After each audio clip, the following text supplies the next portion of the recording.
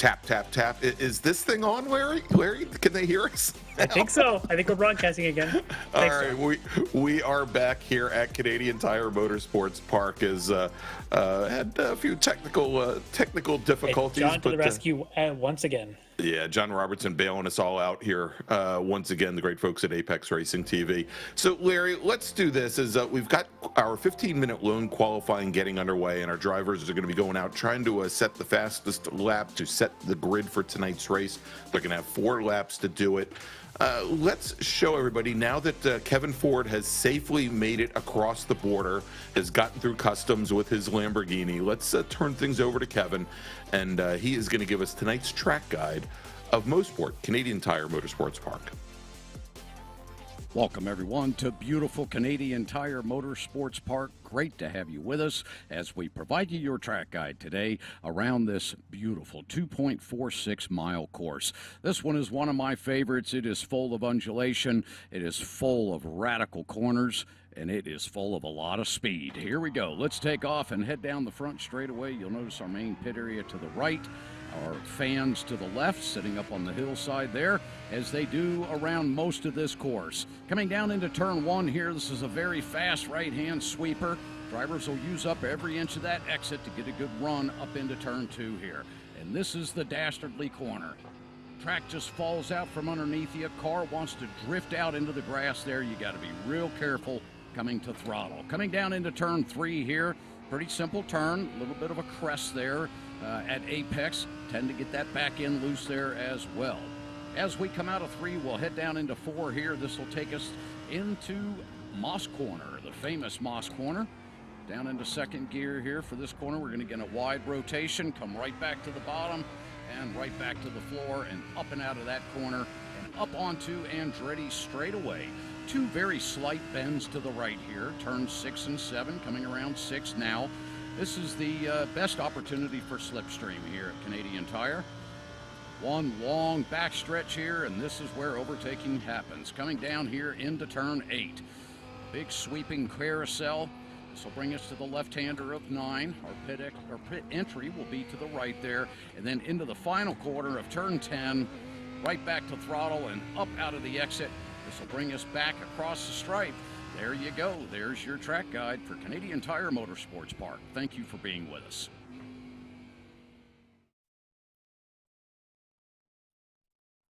Thank you so much to Kevin Ford for tonight's track guide of Canadian Tire Motorsports Park. And Larry, I'm hearing that the reason why he didn't get across the border is he came across with Bobby Childs. And Bobby got held up for very obvious reasons there. I guess they didn't like when he took the Molson Blue back to the States the last time they were up there last season. Anyway, we've got qualifying underway. As we mentioned, it is lone qualifying. Our drivers, they have the track seemingly all to themselves, even though we've got close to 50 drivers currently trying to set their fastest lap and set the grid for tonight's 75-minute sprint race here at Mosport. And the drivers, we give them 4 laps in order to set their fastest lap and to set the grid. And we'll be gridding them up with our GTP cars, the BMW M Hybrid V8s. They'll take the green flag first, and then the GT3 cars, the pros and the AM categories will be interspersed, and they will then take the green flag. And let's take a look and see how you can tell the difference. Now that we've got some times in the books, let's show you how you can tell the difference. Right now, we're on board with Mike Dam, who was our winner last week in GT3 and GT3 Pro at Michelin Raceway Road Atlanta, the return of the Audi. Mike Dam is one of our GT3 Pro drivers, and you can tell that he's in the Pro class because he's got the red number boards, he's got the red mirrors and windshield banner, and he's got the red end plates on the wings of his, or on the end plates of his wing. Let's take a look at one of our AM category drivers.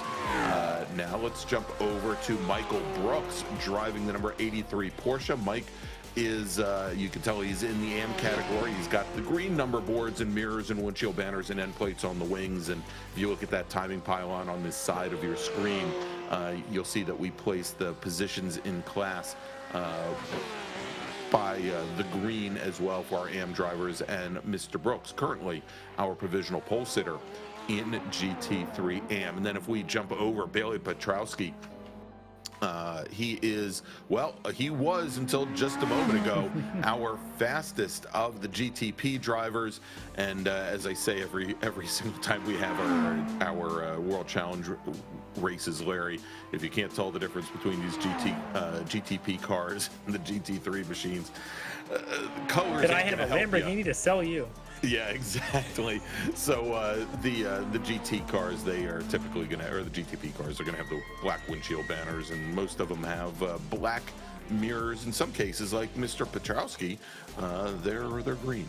Anyway, as it stands right now in qualifying with one flying lap in the books, Gerard McKee is your fastest driver in GTP with the number 33 machine. He put in a time of 102.44. That is all of just about 400ths of a second over Petrowski, who just went back into the pits.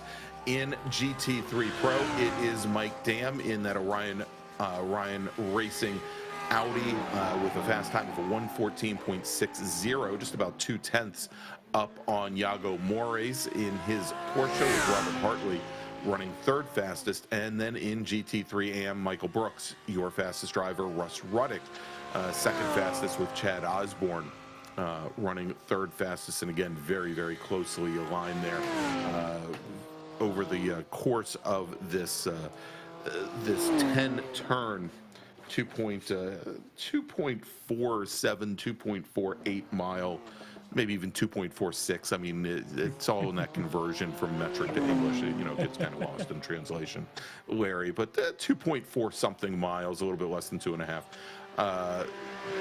Amazing how close the qualifying times are so far here.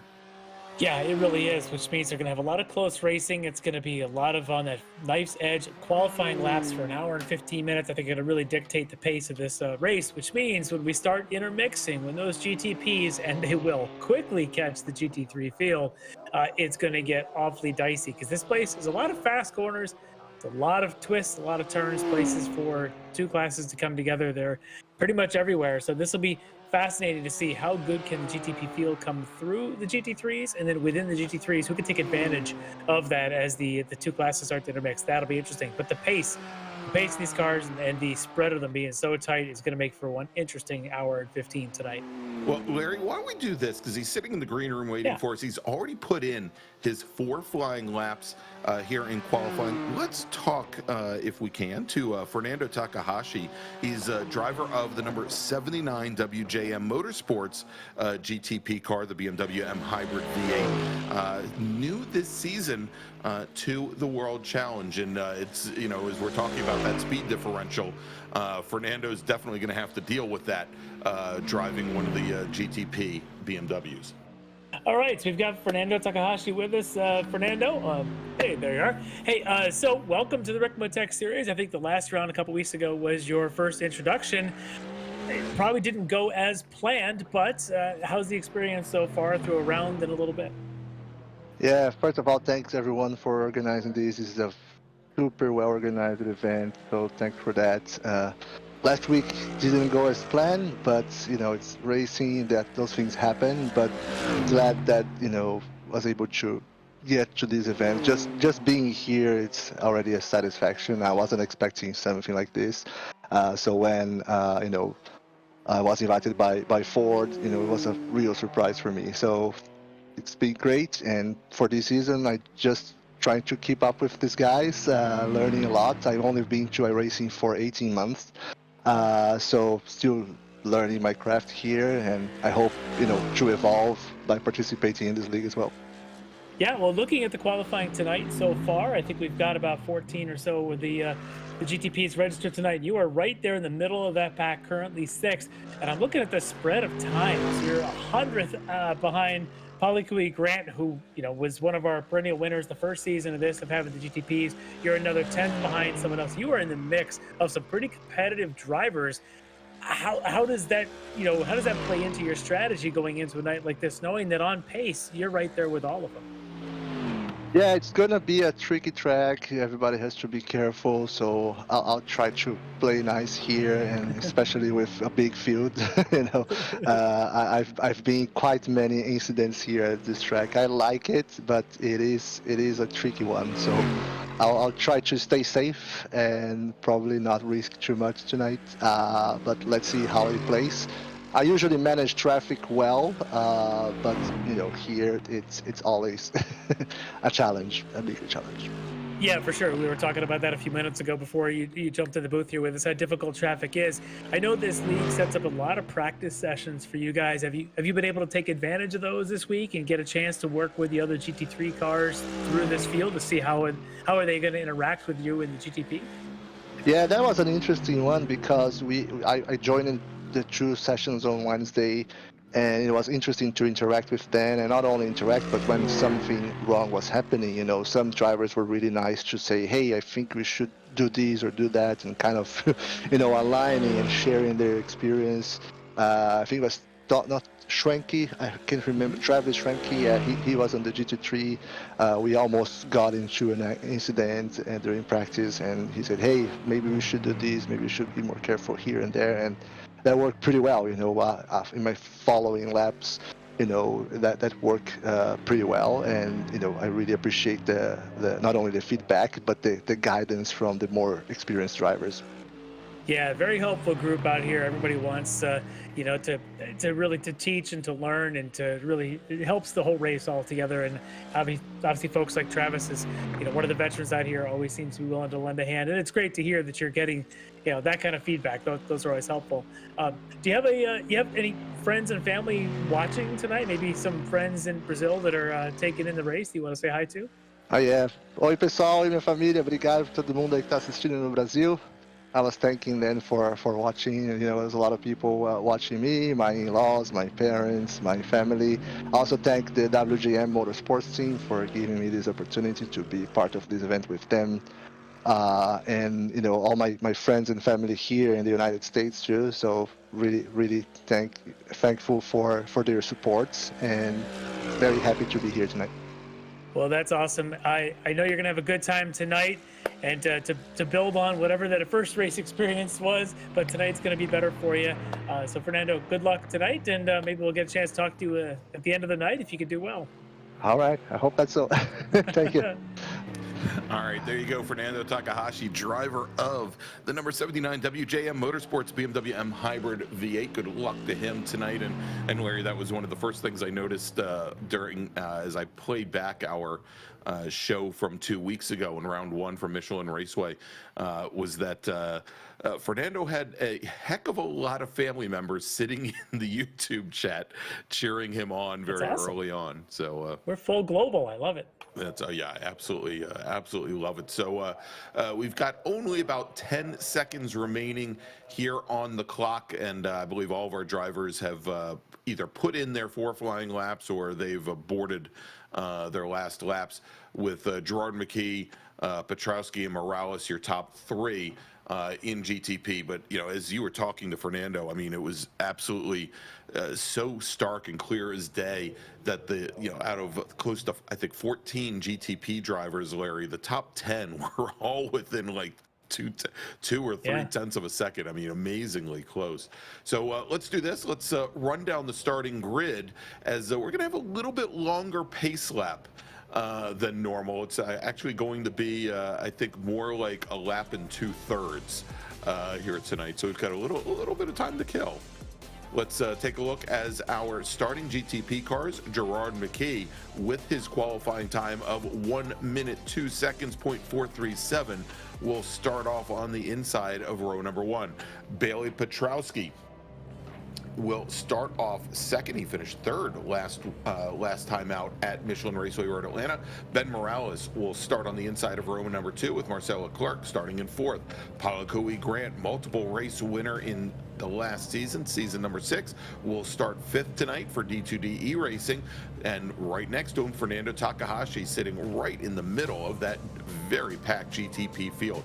Ryan Reeves will start 7th with Mike Weir starting in 8th, and then row number 5 will be Kyle Streichars with Bobby Childs starting in 10th. And do I see that? Bobby Childs once again in one of the GTP machines. Then we've got starting 11th, it is Ben Rose with Bill Mulfield starting 12th, and rounding out our GTP field, Ryan Reisman will start 13th, and shotgun on the BMW field will be Curlin Andrew. All right, in the GT3 Pros, we'll start out, and of course, this is a mixed GT3 field. Pros are on the front row. It's Mike Dam from Orion Racing. He won at Rotoland a couple weeks ago. He's going to start out on pole here. Alongside him, Yago Moraes from Yago Racing on the outside of row 1. Row 2, Mike Dam's teammate from Orion Racing is Robert Hartley on the inside. On the outside from Aerokinetics is going to be Blake Scott. Row 3 on the inside, it's another Orion. It's an Orion all on the insides of the rows. This one's Travis Schwenke lined up with D2D E-Racing's David Payton. On row 4, it's D2D, the teammate of David, it's Chris Thorman on the inside of row 4. On the outside, it's going to be Brian Long from The Wrong Stuff. On row 5 on the inside, it's going to be Augustin Castro from The Wrong Stuff. He'll be lined up with teammate Joey Rutledge. On the next row, it's going to be Leo Dragota from Dragon Sport Racing, lined up with Mark Scott from Aerokinetics. And then on the last GT3 Pro row is Steve Daniel from SKKJ Racing, lined up alongside, and I believe that is Wilson. I'm going to catch the first name. It is. Oh my gosh, Christian Wilson, of course, there. And in fact, some of these may be mixed up with the GT3 AMs, but your first GT3 AM qualifier is Michael Brooks from The Wrong Stuff, lined up on the front row there with Ken Ladd. Now, they may be alternate on different rows as they are mixed with the pros as well. The second of the GT3 AM rows, Russ Ruddick, flying Tortoise Motorsports. Fourth in GT3 AM is going to be Trey Devach from The Wrong Stuff. In the 5th spot in GT3 AM, it's Redline Motorsports' Chad Osborne, lined up with Jeff Jacobs from SCCA Foundation. The next two are Robert Schwenkler from The Wrong Stuff and Jackson Detmer from Elevated Esports. Next pair are Baron Glover from The Wrong Stuff, lined up with Aaron Beaver from Aerokinetics. And you've got Frito Sport Racing's Chuck Labano with Bruno Belny from Bruno Racing. And you've got Team One Racing's Dale Maxwell with another Frito Sport driver, John Casey. Then you've got Dominic Angelicchio from The Wrong Stuff with Lucas Dragota from Dragon Sport Racing. All right, and there you go. And Larry, I think then we've got him sitting at the tail of the field now, Brent Brockway in the number 62 machine.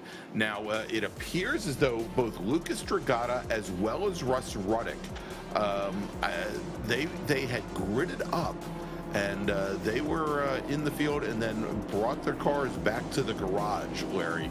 And they may both be the 119 machine and the 95 machine possibly starting from the pit lane, or, well, we'll see here. Now, you see the pace car pulling into the pit lane, and this is what I was alluding to. Because of the size of the field that we have tonight, Larry, we are going to be starting this race, not here on the front straight, but we are going to be starting the race down on the long back straight, the long-ish back straight, the Mario Andretti straightaway, and the start zone and the racers will start when they're given the green flag from our live starter, but that start zone begins just as they start to rise up the hill. And so we'll see how the GT3 cars accelerate that way from a 45 or 50 mile per hour spread here. But you can see the drivers still trying to get some heat in the tires as they still have about another half lap or so before they have to get having run a lot of races at this track in my own leagues, I can tell you this is a pretty good idea, because turn 1 and then ultimately turn 2 on cold tires is just deadly in this track and with these cars. There's all kinds of mix-up. Oh, and the other issue is if you're anywhere beyond like the 6th row, you're getting the whiplash effect like at the back of a roller coaster going around the last corner before the start straight. It's very difficult. This field of 40-some cars, of which about 30 of them are GT3s, need to be straighter. They need to be tighter, and this back straight start is going to allow them to do that. I think this is a great move from the stewards. Let's see if it plays to the plan, but I think it's a solid plan. All right, and we see the prototype drivers getting packed up right now, all 14 of them, as they start to rise up the hill. That start zone is going to start off at about that cutout right there in the fence line. And we'll wait for the green flag command from our starters as and there we go. Green flag is in the air as Gerard McKee leads the field, but McKee does not get a good start there, Larry, as Marcel Leclerc and Bailey Petrowski move around from the outside. They are side by side. Our pole sitter, McKee's going to drop into third as they come through the S's, come through turns 8 and 9, and now turn 10 for the very first time. Takahashi moves up to fourth as he got around, and it looks like Gerard McKee has a problem as he goes off into the grass and into the wall on the very first time through the final corner through turn 10 as our GT3 cars are waiting to start, and there is the green flag for the GT3s as Mike Dam and Yago Mores make up that front row. Dam with a great start in the Audi, the three Audis of Orion slotted down to the inside, drivers right, as they had started first, third, and fifth. And as they try to make their way through turn 8, Yago Mores has to work hard to hold off Robert Hartley. Schwenke is sitting back in fifth, but he's got Blake Scott directly ahead of him in that yellow and black Ferrari. Just behind him, it is David Payton, Michael Brooks, Ken Ladd, Chris Thorman. Brooks and Ladd running 1-2 in the AM category. They're in both Brooks in his Porsche, Ladd in his BMW, as they start to make their way up the hill, up through turn number 3. Yeah, good start for both fields, able to clear things out. Looks like things even in the GT3 field worked out well for pretty much everybody at back where they qualify. Obviously, we saw the big spin there, the GTPs. We'll get to that in a minute and let you know who that was and what the outcome of all that was. But, we got a spin here, and that is, oh my gosh, that's the front. Was that Scott? Blake Scott? That started this? Scott that I think was involved with it. Michael Brooks went around. Brooks, who had been up at the front of the AM category field, he now falls back, I think, 7 positions in class and is now going to be 8th in AM as he gets back underway. So a big conflagration there as cars still on cold tires on that opening lap haven't gone around. That corner is treacherous in anything down there at the Moss hairpin, and unfortunately one of our front runners out, which just collected the whole field.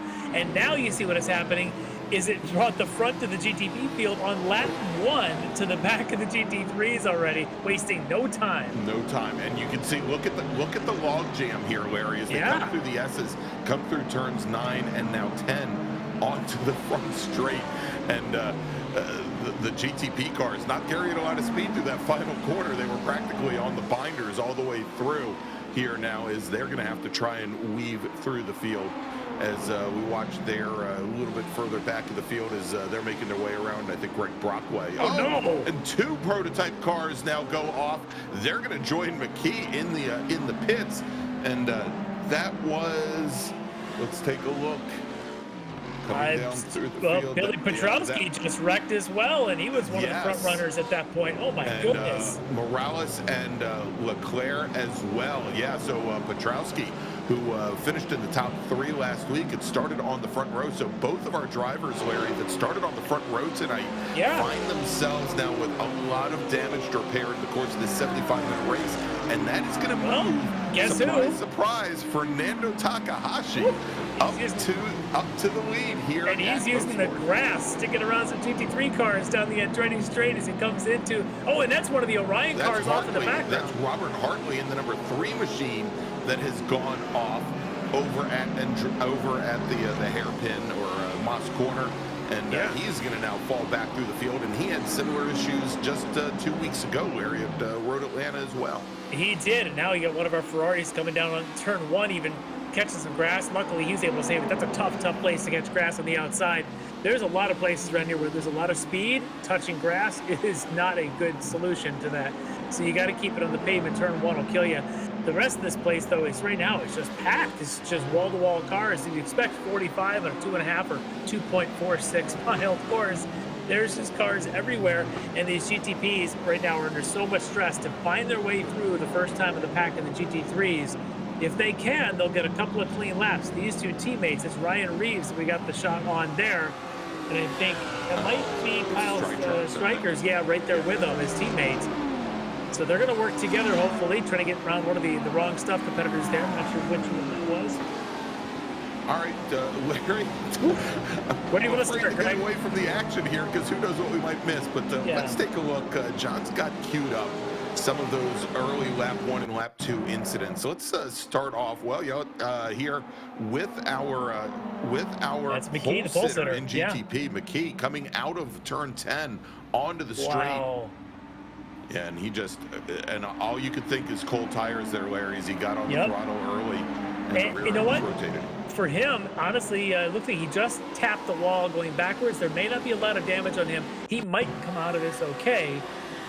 Let's see if he had to go in for any repairs. He doesn't look like he's down, so we'll get back to him in a minute. But now you're watching as the Orion cars. This is the big pile up down in 5. That's Schwenke in the middle of it all. He had nowhere to go. A couple of wrong stuff drivers there, and then Schwenke's able to continue, but not before losing a little bit of time to the front runners. And Larry, that wrong stuff driver, that was Yago Mores in the number 9 machine. Yeah, started on the front row. Yeah, who started on the front row, started second to Mike Dam, and was facing counter race with all those cars coming. That profile picture was taken of Bobby as he hit the wall. Oh my gosh! Yes, that was violent. That's what it looked like when his helmet flew off his head. Oh my God! I mean, if you're gonna try to escape the Mounties, I guess you launch yourself over the wall. But one more replay. This looks like Hartley now coming up into the S's at the end of the back straight. It just lost the back end. And around he went. It taps the wall. That's a pretty big hit. Yeah, that was more than a tap, Larry. Yeah. And he's in the pits.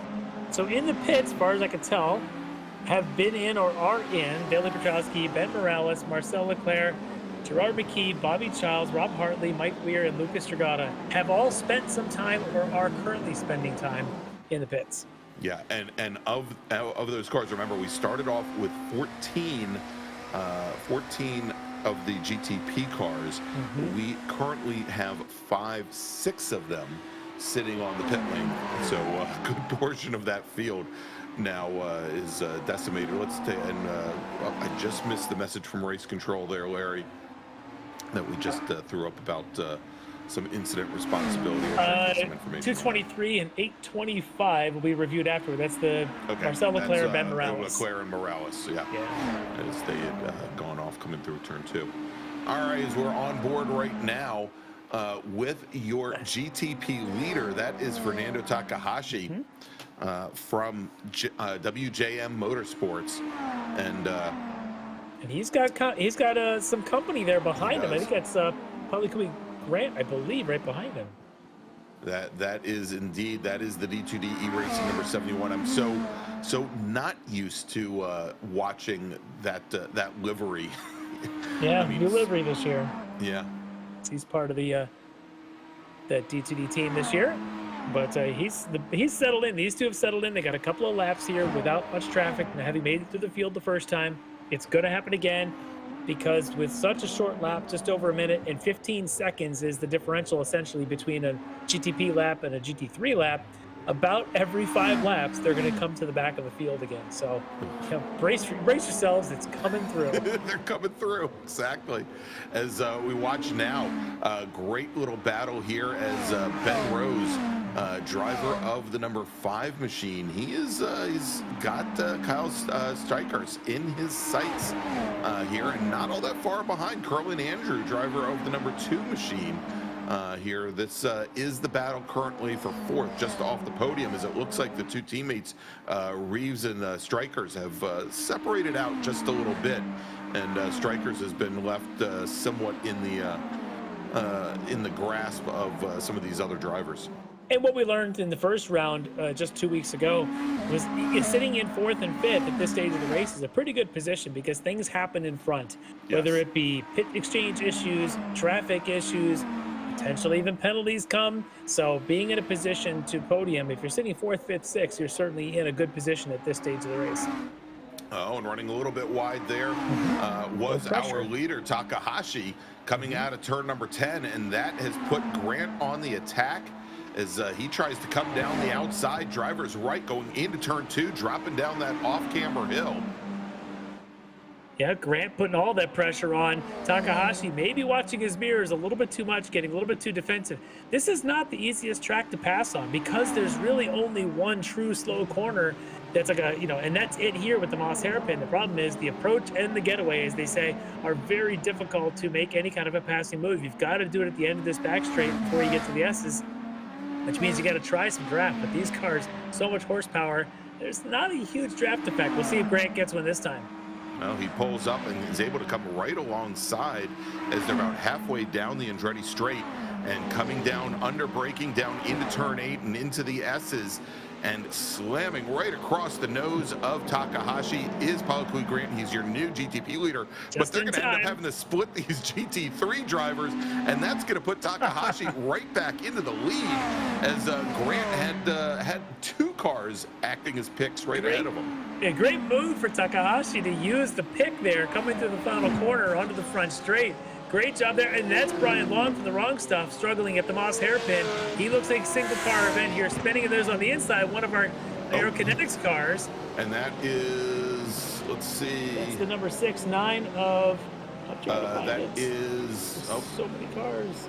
We'll get to that in a minute. There we go, Mark Scott.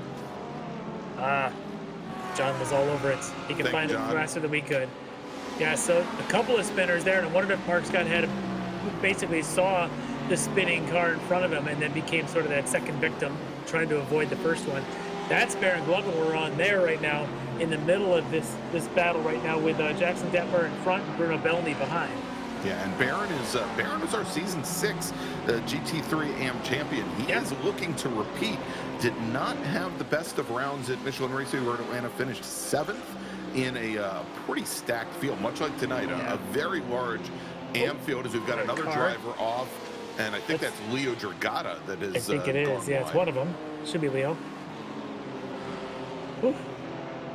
Mayhem so far. It's almost like somebody turned the rain sprinklers on and cars are flying off the track. It's certainly weeding the field down a little bit, the unfortunate way of doing it. Yeah, and we still have over an hour to go. We're not even 15 minutes in. I will say we did have some of this at Road Atlanta as well. So these big fields tend to weed themselves a little early, unfortunately, which tells you the strategy that our current leader, Takahashi, had said in the interview was just to be safe, be somewhat conservative, and stay alive as long as you can. It can pay off. As Mike Dam has done the other, which is just pull away from the field and let everybody behind you sort it out. Because right now he's got a good 3-second lead on the rest of the GT3 field. David Payton, the closest one, back at 3.1 seconds. You can see that Ferrari D2D livery right behind them. Yeah, and of course, Dam had a heck of a gift given to him as Moraes had gone around on, I think it was lap number 2, which stacked up a good portion of that GT3 field and allowed Dam to get away. Here, but Dam looking for his 2nd win in a row, and of course, multi-time champion here in the World Challenge. And let's jump back to this battle for the lead in GTP as Podium Grant has gotten back around Takahashi. Yes, he has, and so that helps going through this traffic. You get to pick first where you go. Now you can watch it again happen as Grant got the pick move set on him by Takahashi when they first came up on this pack. But here they are again. We'll see as they come out of the hairpin who gets the better run. With a couple of teammates, I see Dre Debach is one of those two in front of him, and the other might be Schwenkler. The Wrong Stuff Porsches there as they just move over and let the GTPs on through. And Schwenkler, who won GT3 AM last time out, started, I believe, 3rd on the grid at Michelin Raceway Road Atlanta in GT3 AM, came away with the win. Ken Ladd 2nd, and Leo Dragata, who is sitting in the pit lane currently, rounded out the podium in GT3 AM. So it doesn't look like there's going to be much of a chance for a repeat there for a good portion of our podium here. And Larry, I'm just amazed watching as Podium Grant and Takahashi have just been dicing through this GT3 traffic. But every time they come up to the Moss hairpin or Moss corner, they are practically standing those cars on their noses to get around. That time there's a little bit of clearance there, but I mean they've they have had to just haul these cars down because we've got side-by-side GT3 traffic seemingly everywhere. Yeah, as Strikers right there, now in a bit of a battle with Ben Rose in front of him. Those two awfully close together. Look at them fighting their way through the traffic now on that back straight, trying to pick the way through. But it's that surgical precision of Podium Grant was so amazing to watch him run. These guys are trying to do the same. They just look a little bit more clunky than Grant was going through the traffic, and that's why Grant's like already half a step behind. Yeah, it's just the question of how quickly they recognize or make that decision on car placement. Should note, of course, that the previous time that we had checked in, Kyle Strikers had been running in 4th position, so Ben Rose, not on camera, had managed to take that position. He's just one step off the podium right now. As we move over, this is your leader in GT3M. Our leader in AM. Yeah, Ken Ladd doing a great job so far. He's now also yielding to some GTP traffic coming through. He's got to watch because he's got an Osborne behind him. That was our leader, Takahashi. He was in 2nd at the time. Moss Hairpin seems to have bitten him. I don't know if he got to the wall, but he certainly said hello to it. Yeah, he as got he's back underway. very close. Yeah. And he is going to lose a lot of ground. He's going to now lose 2nd position to Ryan Reeves. So the number 23 machine will move up. Let's see exactly what happened here as Takahashi was trying to follow Podium Grant through as they rise up, and then they've got that tabletop up at the top of the hairpin, and he just found the dirt on the outside of it, and unfortunately there's not much grip. He may have just avoided most of the walls, so he might be damage free, but he certainly lost a lot of time. He does drop to 3rd right in front of that battle of Rose and Strikers that's behind him now, so he's got to really watch himself as he now picks through traffic through those GT3s. All right, just got word from race control that Mark Scott was assigned responsibility for that earlier coming together with, I believe it was Brian Long that he had gotten together with earlier on, and he is going to be serving a drive-through penalty come up to add insult to injury, and he's in the pit lane now. Might have actually been an incident with Ryan Reisman in one of our GTP cars. That might have been the incident that Mark was given. You're right. For. Actually, it was the 414 car, Ryan Reisman. Yeah. All right. So while we take a half a breath here, Chad Osborne, you can see him there currently 1.2 seconds behind your GT3M leader, Ken Ladd. So those two having a pretty strong go at it here early on as we start to get through this chaos period that is the first 20 minutes. And maybe they start to settle in and start thinking about their pit stops.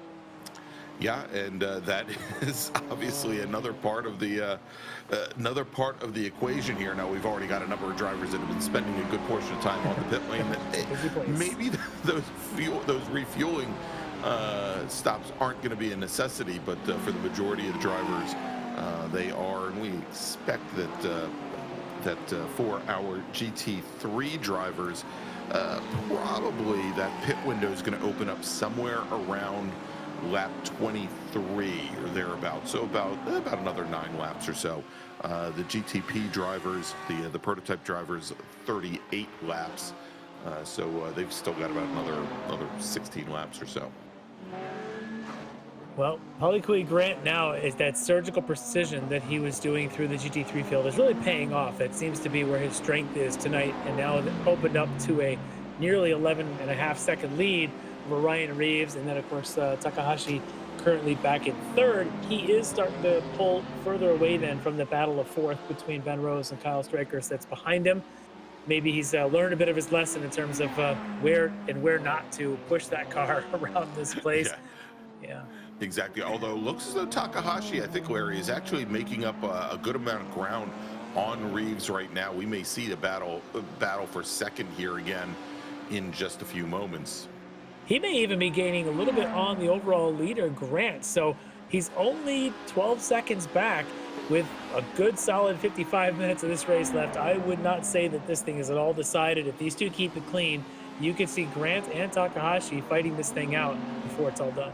Yeah, hey, John, can we jump over to Ryan Reeves and Fernando Takahashi? Because I think they're actually in pretty close proximity. It's a little bit more than I might have expected here, but as they're coming into the final corner right now, into turn 10, there you go. There's Takahashi, maybe 8-10 car lengths back. And we can see there. It's about to get a lot closer. That's all it takes right there, as Reeves came right up onto the back of that Dale GT3 Maxwell machinery. Yeah, Dale Maxwell was the GT3, sort of just caught there, doing everything he could to stay out of the way. And now Reeves has just got a mirror full of Takahashi for second place in GTP. Takahashi really taking advantage of it. Now he's got to be careful. This is where he had his incident, was down here at the Moss hairpin. He's going to have a GT3 car to get around before he gets to the brakes. You see here as they rise up the tabletop and come up to the corner, and you know, they're turning in much later and giving themselves a lot more room on exit now, Larry. Smart move there. That the apex there is just, as you mentioned, it's a tabletop. Absolutely what the Moss hairpin is. It's a rise and a braking, goes through a plateau tabletop, and then actually drops again at the exit before starting to climb up that Andretti straight. It's the craziest camber changes in a corner, makes this place just so difficult and to be precise for an hour and 15 minutes around here at just over a minute a lap. You're talking about 60 to 65 laps for some of these cars.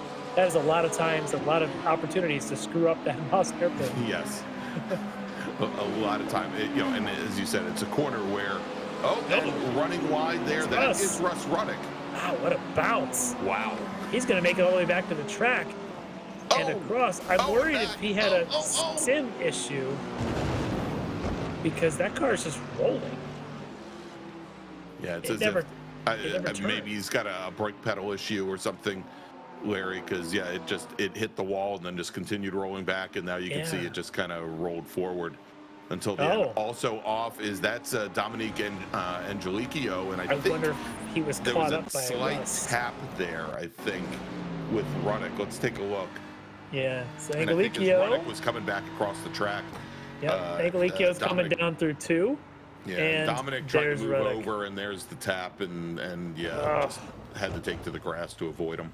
Oh, that's heartbreaking for Dominic. Didn't do anything wrong, just unfortunately Russ's car was parked in a bad spot. And there's just there was no way with that angle that he was going to be able to avoid him. As we jump back over now into GT3 AM.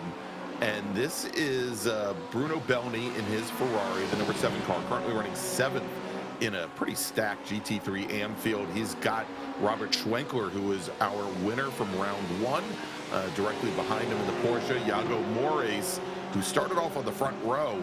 That is not an AM car, that is a pro car.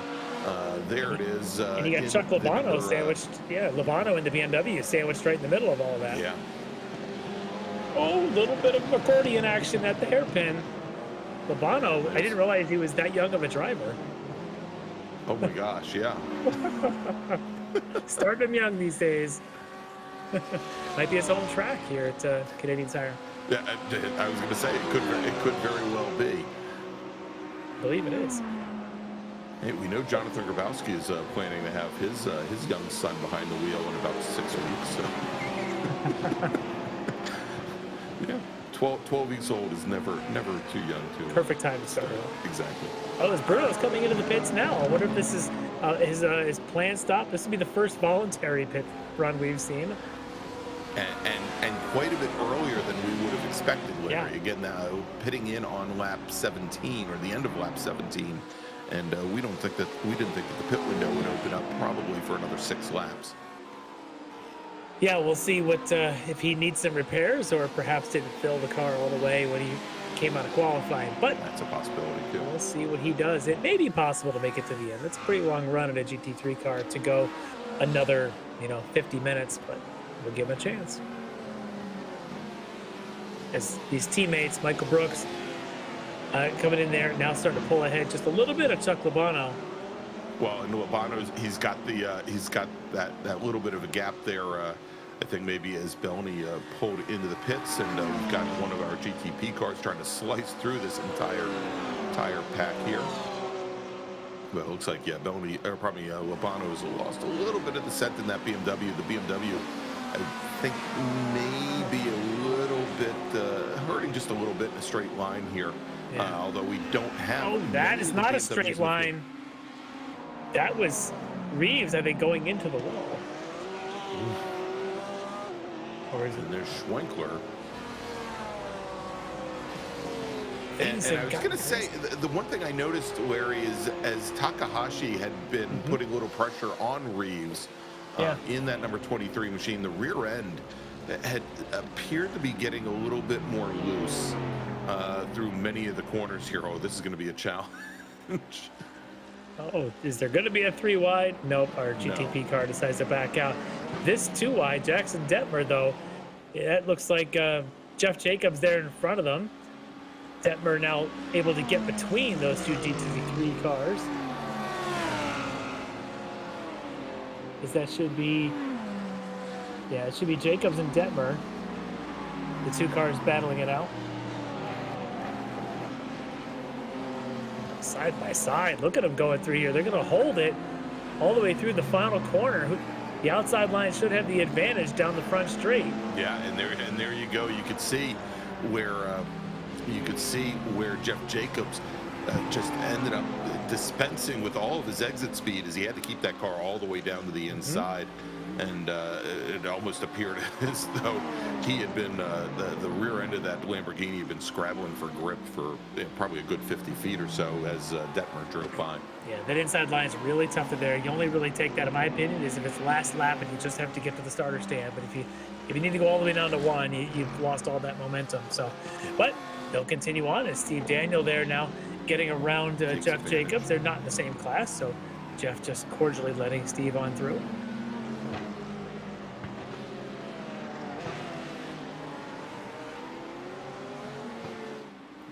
Steve Daniel currently, well, we got him on the timing tower there. Steve currently running 7th in GT3 Pro, and probably running 6th in GT3 Pro. Joey Rutledge 2 cars ahead, so just past Jackson Detmer. And I'll make that 3 cars because I think he's just gone by Chad Osborne as well. And another driver off in the wall. That is Osborne there, the 24. And that would explain why Joey Rutledge was able to get by. So he's going to creep down the pit lane and likely take quite a bit of repair here. Let's take a look and see what happened as he came up the tail end of the straight. Was there maybe a little GT3 on? I think he turned in expecting the car to stick, and it just didn't stick. It didn't. Or, I was going to say either that or he turned in, then looked in the mirror, and the saw car the other apparently car there, and it just got the world's cheapest alignment, courtesy of the tire wall on the outside of the S curves. Probably not the spec that he wanted. No. All right, back again, Takahashi and Reeves back within about a car length, and they've got some free track ahead of them for a little bit here.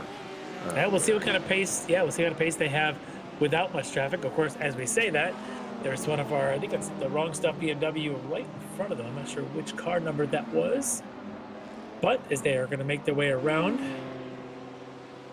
the 76 of Brian Long, he lets them through. But look at this. Takahashi now may try the outside line in the S's, which can work if you can make it stick, because he gets the inside for the second to last corner, and he does. Wow, and he just drove very deep into that corner, Larry. And really didn't give Ryan Reeves much of a choice there or chance. No, so move Takahashi now back up in the second, but as they have been fighting and trying to make their way through traffic, we had, originally talked about how maybe Takahashi and Reeves were closing things down a little bit on Pollock. Grant has now extended his advantage to about 14 seconds. Yeah, I think these two struggled a bit in traffic, and maybe it's down to 1, because I think that was Reeves. Oh, yes. As Reeves was trying to find a way around Steve Daniel, he went wide. Behind him is another one of our Wrong Stuff drivers. That's Baron Glover. Yeah, that's our previous season champ in this class. He is off right there behind Reeves. I don't know if he made contact anywhere, but he certainly lost all that time. All right, so Reeves is taking the tow back to the pits. And Osborne is taking the toe as well. Wow. The herd continues to thin, but one thing that doesn't change is Mike Dam is leading this race. He has managed that car through cold tires all the way to this point without so much as a twitch.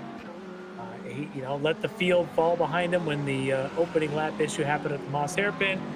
He never looked back, and he now has that flexibility to let folks by as he needs. He's now built his lead. You can see back there those two D2D cars of Peyton Thorman. Those are the teammates running 2 and 3. Great result for them so far, but I'm sure they'd love to be 4 seconds further up the road.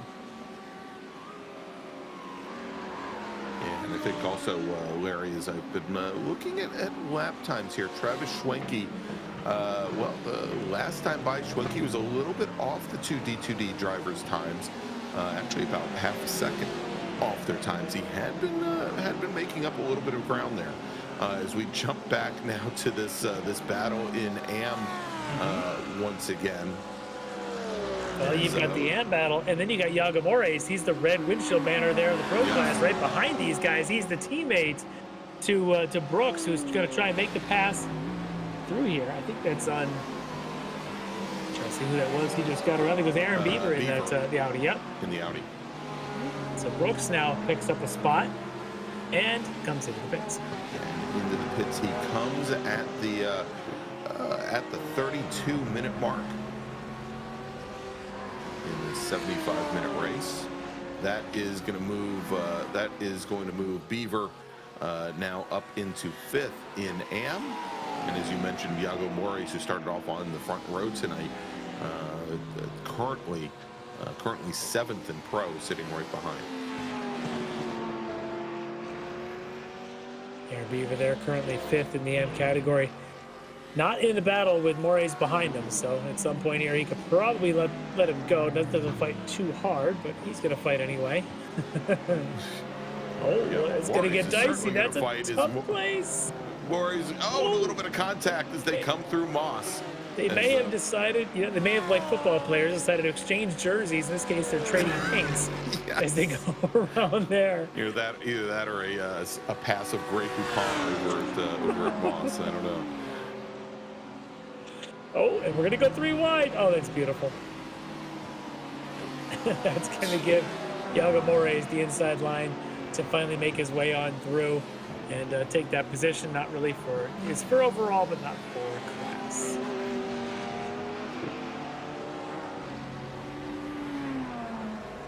And Chuck Labano once again starting to make up a little bit of ground as Mores and Beaver went side by side through the bottom half of the course, Larry. That allowed Labano to make up quite a bit of time, almost 2 full seconds on Aaron Beaver. I still haven't seen a car sitting there at the bottom of the hill on the outside of turn 2.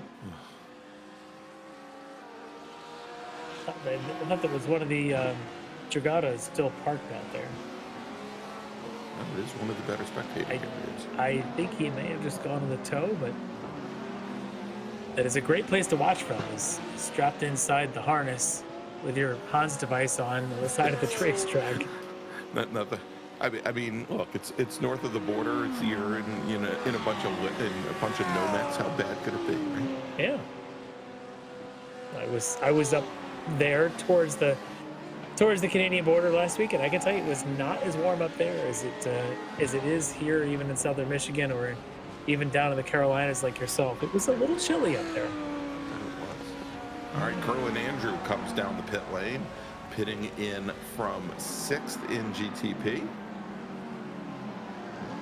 All right, there's your AM leader, just tiptoeing through the Moss hairpin and letting him. I think that was Ben Rose there going on by. Currently 3rd in GTP. Yeah, and right now, Ladd has almost a 16-second advantage over Detmer, who is running 2nd in class. Yeah, Ladd leading the class and actually 5th overall right now in GT3. So that's a solid so far. As he's got, I think that might be Strikers going just on by him. That's what that is. But yeah, it's a great position so far. Obviously, in this class, having a huge lead over second place Jackson Detmer there by about 16 seconds, but running in the top 5 in the pro category, which he had done really well in the opening round as well at Road Atlanta. So Ken showing some pretty good pace. All right, Larry, tell you what, we're about 35 minutes into the race, got about 40 minutes remaining. Let's take a quick break, and hopefully we'll be here for the majority of our pit cycles for those cars who aren't still sitting on the pit lane, and I think we've got as many in the pit lane now as are out on track. But we'll be back here in just a few moments from Canadian Tire Motorsports Park, and you are watching round number 2 of the Extreme Motorsports Ricmotech World Challenge presented by Performa Elite and Buttkicker. We'll be right back. Ricmotech, high-performance sim racing equipment. Whether you're just looking to have fun, train for race day, or become a serious esports competitor, Ricmotech has you covered. Hundreds of name-brand parts. Support from experts that love sim racing. Trusted by the pros. There's only one place to go, Ricmotech.com.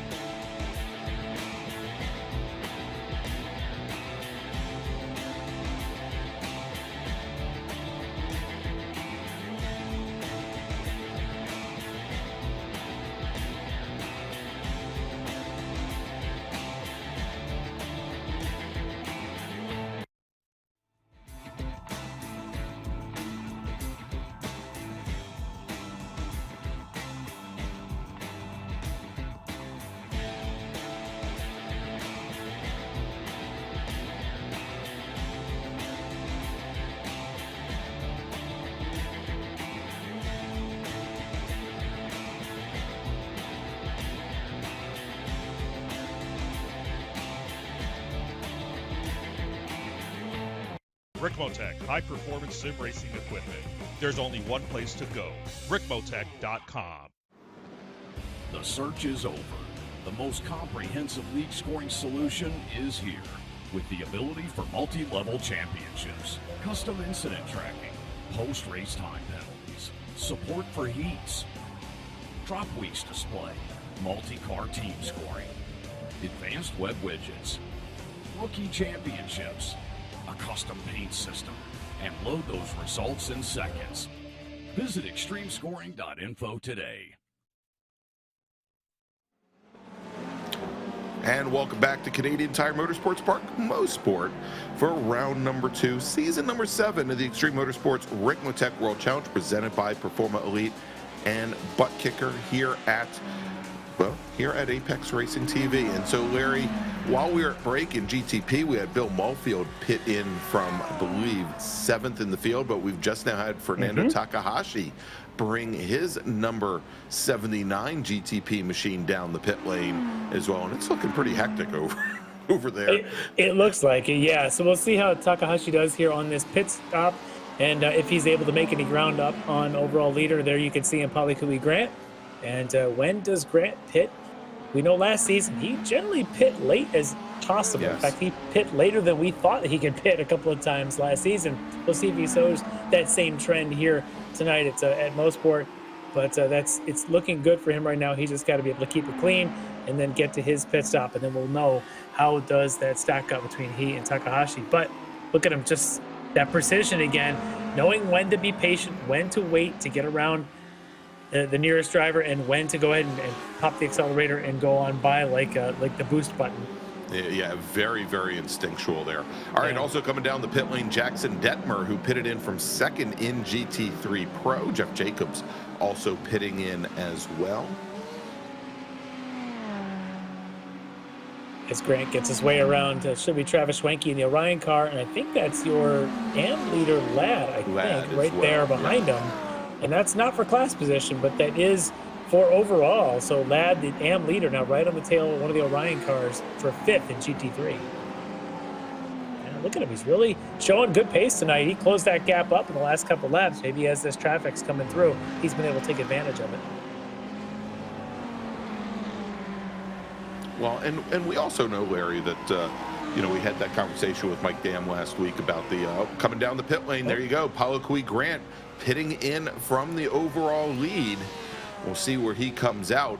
I was gonna say, when we interviewed Mike Dam after Road Atlanta, we were asking him about setups for the Audis and what they were doing. Now, we know for many seasons we hadn't had any takers in the Audis because there just appeared to be it appeared to be very hard to get a good working setup at a lot of the tracks, and maybe they weren't as quick in a straight line as some of the other GT3 machines, and somehow they made it work at Road Atlanta. And I'm wondering if what we're seeing with Travis Schwenke is maybe the real performance of that car.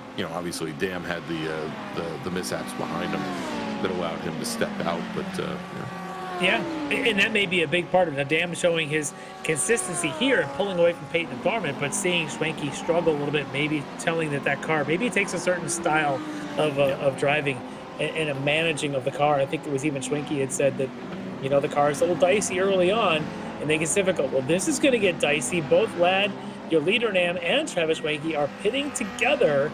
We'll see who's got the more efficient pit crew. Is it going to be Ladd Racing or Orion Racing here between the two of them? That's right, and remember, we had Detmer already come down the pit lane. Detmer had been running second in GT3 AM prior to this pit stop cycle. We'll see where Mr. Ladd comes out. Now, we did have Palakui Grant rejoin the field, running in second overall behind Kyle Strikers.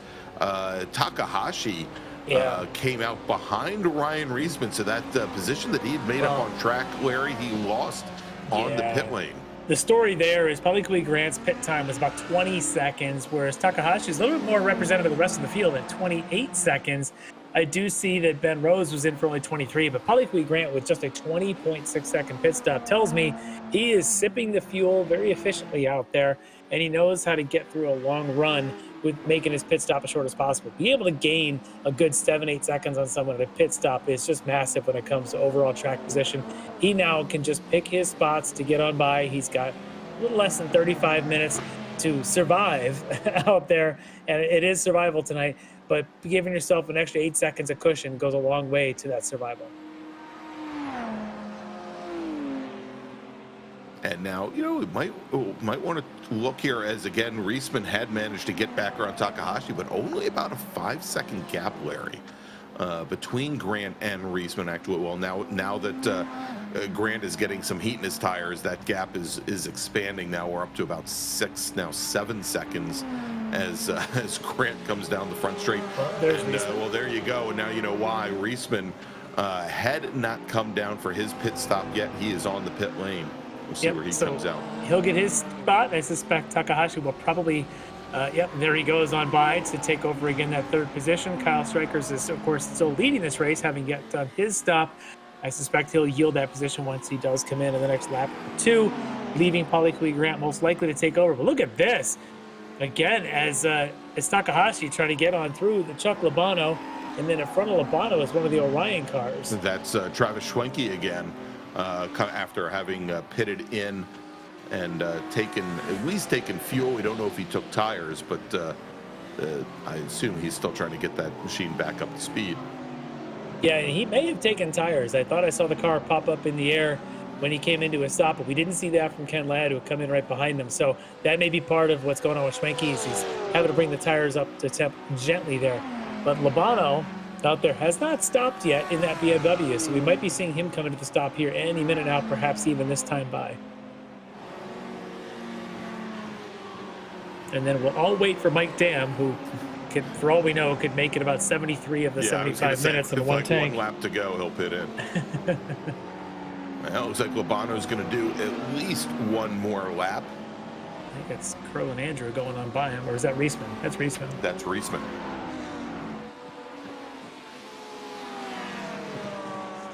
It looked like we just had that great photo down there in the lower left of Mr. Rutledge, who was good enough to show up for 6th grade picture day, like in his best suit.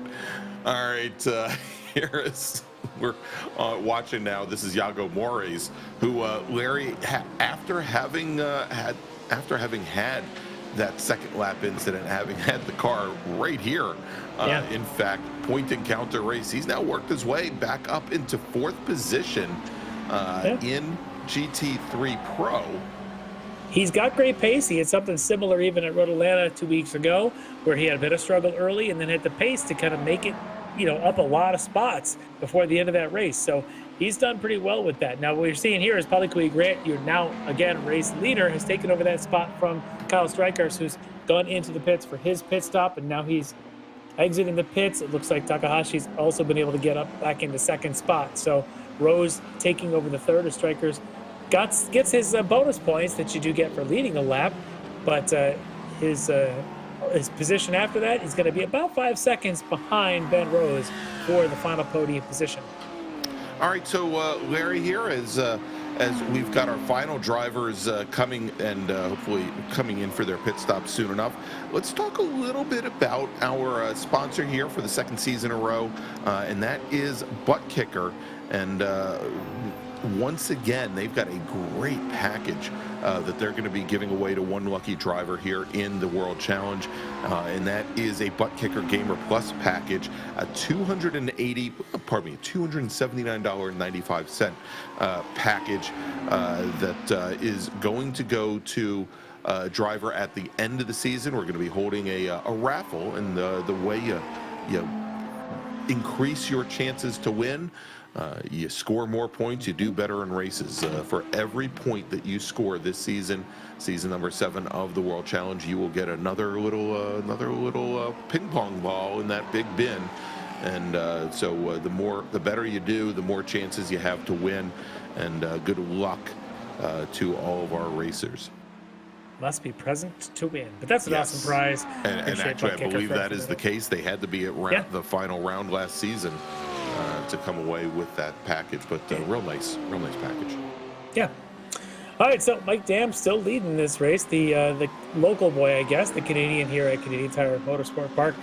It's not like he doesn't lead it most of the other races, but he certainly, I'm sure, is enjoying this one. And you can tell there's no one around him. 7 seconds ahead of Chris Thorman. Thorman, Peyton, neither of them have stopped yet. Neither has Yago Moraes, who's up to 4th. All 4 of them will need to stop again. Travis Schwenke and Joey Rutledge, 5th and 6th, they have stopped. So we'll see where Moraes comes out, in particular in that group after making his stop here. At some point, he's going to have to. All right, as Thorman just runs his fastest lap of the race, which as the fuel is running down, kind of expect that. Now, we were talking about Moraes having worked his way back up to 4th, but let's call a spade a spade. He is currently about a half a minute in arrears of Chris Thorman and David Payton, so he's still got a lot of work to do if he wants to come away with a podium here tonight. Yeah, and unfortunately for him, when he does finally stop, he's probably going to yield a couple of positions there to Travis Schwenke and potentially Joey Rutledge. I don't know I don't think Steve Daniel's quite close enough to hold that back, but yeah, Moraes is going to have to do a little bit more work if he wants to be even in 4th spot once he does come in for his pit stop.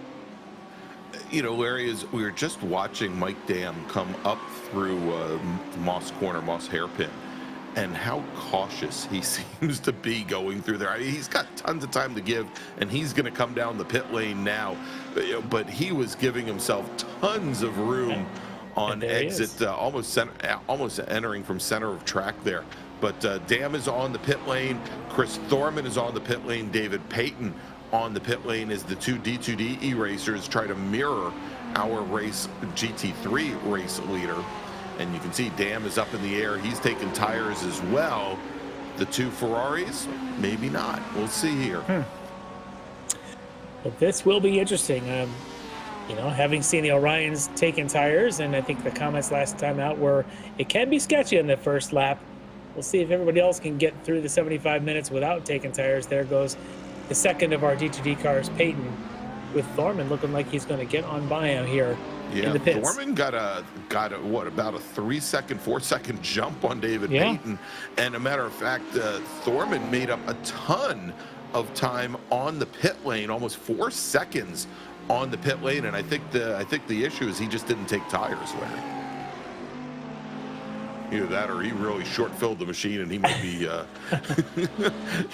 be worried right around the race lap tonight, probably around 60 or so for these GT3 drivers. Well, this will be interesting to see how this all does come down as between those couple of teammates there. But Mike Dam with a lead has come down, as you can see. A couple seconds, so it was about a 7 or 8 second lead. Now Chris Thorman back just about those 2 seconds. Again, just back based on the pit stops there, the efficient stop there from the D2D Thorman. You know, if he runs out of gas, I'll say Bobby was his fuel man. Exactly. We'll give Bobby credit, though, if he makes it through on this tank of fuel. And to be honest, his pit stop was shorter. That 18-second stop, it is one of the shortest in this field, but I see a few others. Steve Daniels was less than 15 seconds. Jeff Jacobs, different cars, but short fuel stops as well. So it's not out of the realm of possibility. And we know here that when it comes down to time, it's not like Spa where you have to go 4 miles around if the clock runs out at the wrong time.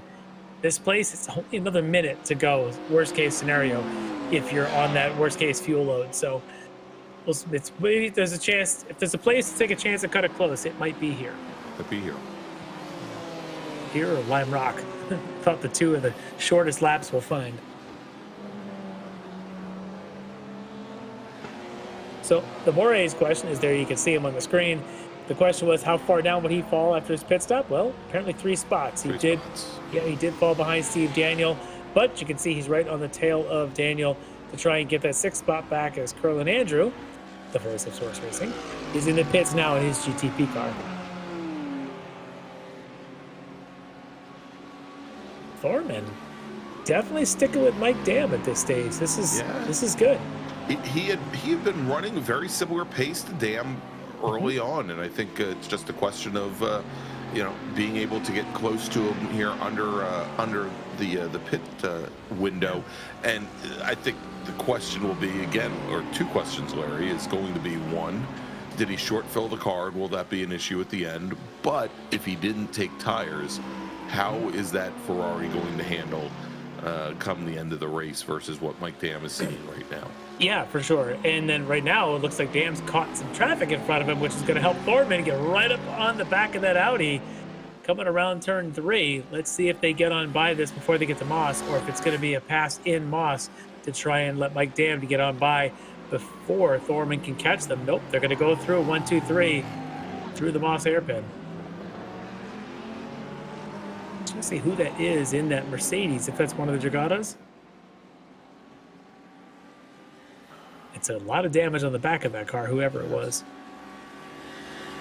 But for Thorman, that's a good opportunity. He's able to catch up even closer to Mike Dam. Now just 3/10 as they go up the Andretti Straight. This is really good for him, especially if he's trying to save some fuel to get to the end. This gives him a chance to do a little bit of drafting down that back straight to maybe sip some of that fuel.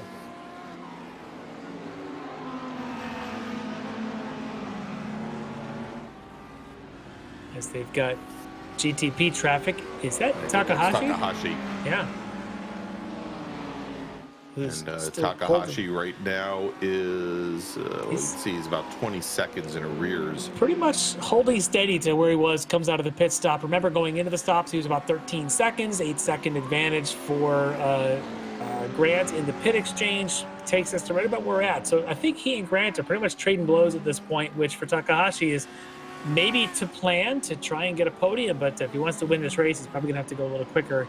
But considering his round 1 result, this is conservative now is probably a good strategy. Yeah, good strategy. As Thorman really looking strong, get the power down in that Ferrari coming out of the hairpin. And as you said earlier, Mike Dam looked like he was tiptoeing.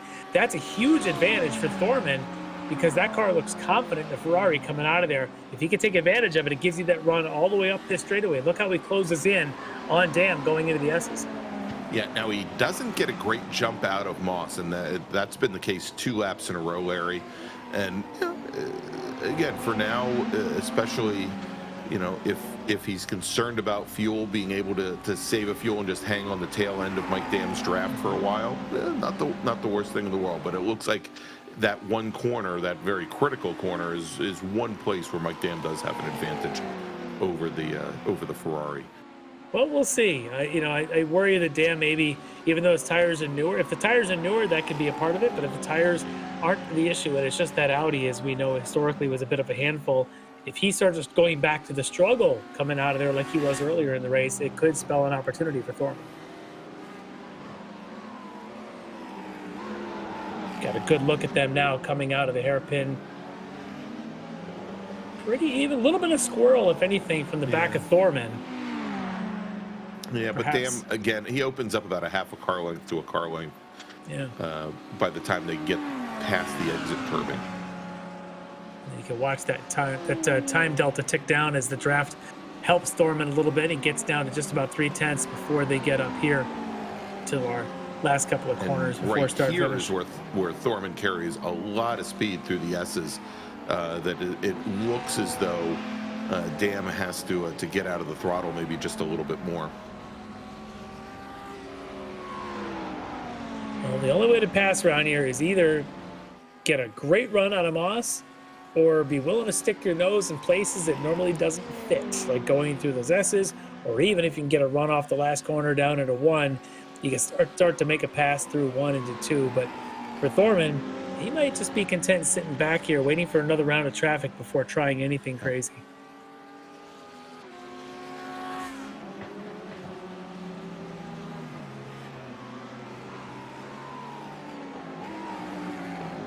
As you can see, incident involving 96 and 9. Well, the 96, that's Steve Daniel, and 9 is Iago Mores.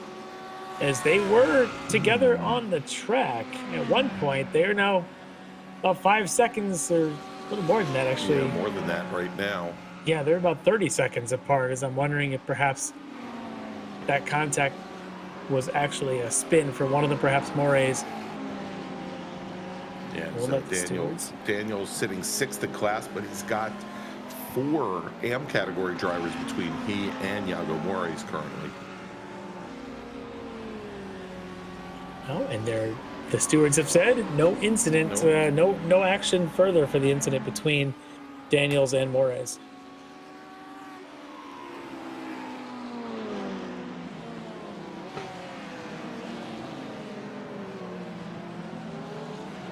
That's the battle for 3rd in AM. That is Chuck Labano, and I believe that is Dre Divock in front of him.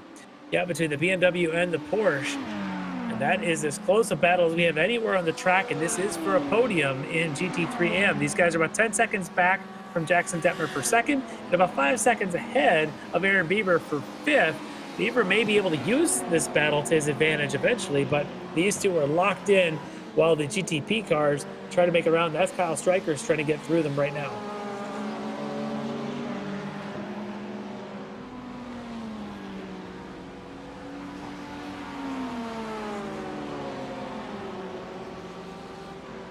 I think that's trying to see who it is right behind them.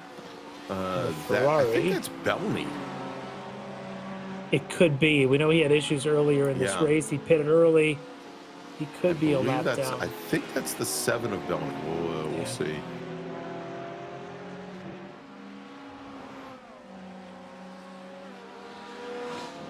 We'll see if Labano here can, another one of the Canadians in the field, maybe feeling that home field advantage, see if he can make a little bit of a move. He does seem to close up well going into the Moss hairpin, but speaking of closing up, it's Thorman now using Greg Brockway this time as a pick to try and catch up to Dam. And he's as close as he's been on the front half of the course, Larry. Yeah, remember Thorman over the last, I would tell you, the last 2 months of all the series we call, Thorman has been right there every time, picking up the pace every single week. You know, he's smelled success once, and see if he can get back to it, but he has been super strong. And in this race, he seems to be building pace. Remember, we did have the issue early on where the field got separated. Thorman seems to have gotten past that, and you know, he may be feeling dicey to try and make a move before we're done. We're going to have 15 minutes, maybe about 12 more laps, maybe 10 more laps or so to make an attempt here at the lead.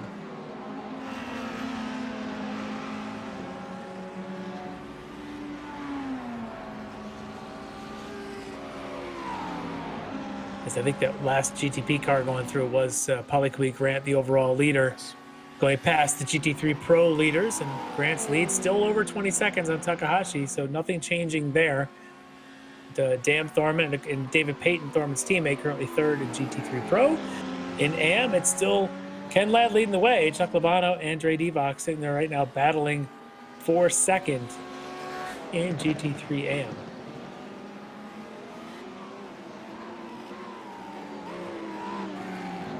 As we hit the 1 hour mark, so just 15 minutes remaining here.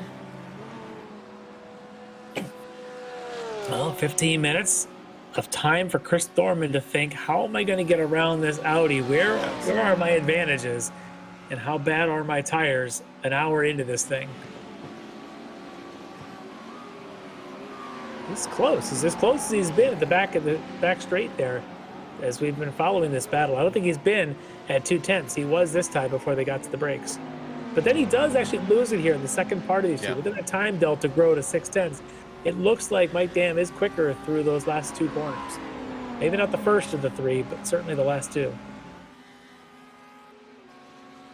And I think that's where the tables have turned a little bit, because when they came out of the pits, Thorman, I thought, had been a little, and actually even before the pit cycle, Thorman had been a little stronger there, and it may be a little bit of a slide there from Mike Dam. I mean, it might be one place where the tires and the load that you put on tires there,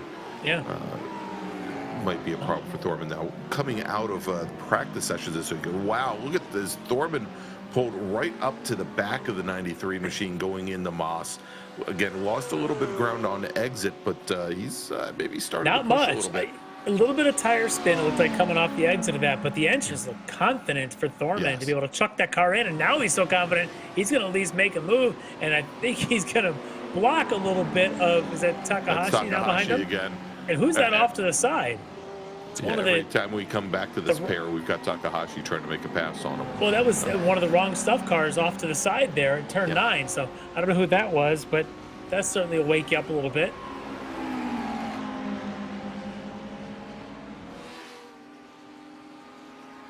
Look at this. Thorman got a great run out of one. He did.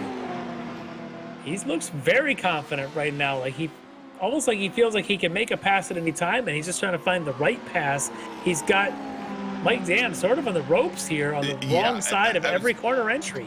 Yeah, I was going to say, regardless of how Thorman feels and whether he feels that he's at an advantage right now, Mike Dam definitely on the defensive.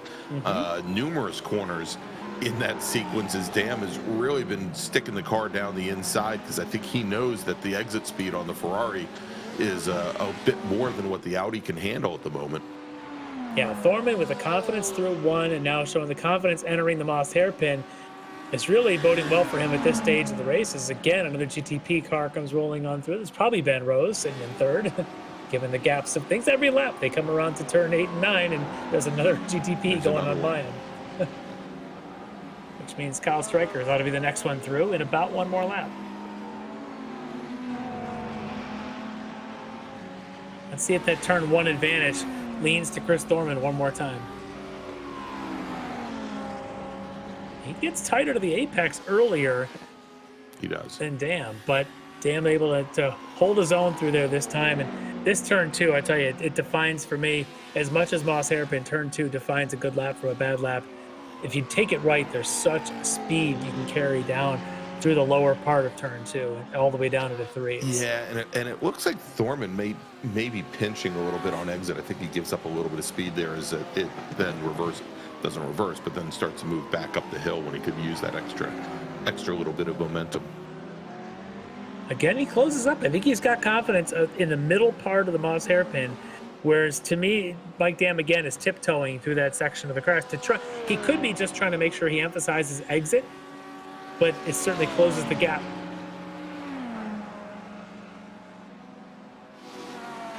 Well, that penalty on that warning is to Yago Moraes for an unsafe reentry, and I'm wondering if that was Moraes who was off to the side of turn 9 a few laps ago. By the way, there is another GTP car going around these two GT3 Pro leaders through the S's again. Hey, yes, that's Kyle Stryker's right on cue. So how far back is Ryan Reisman? Oh, well, that one's going to be hard for me to figure out now because he's 2 minutes back.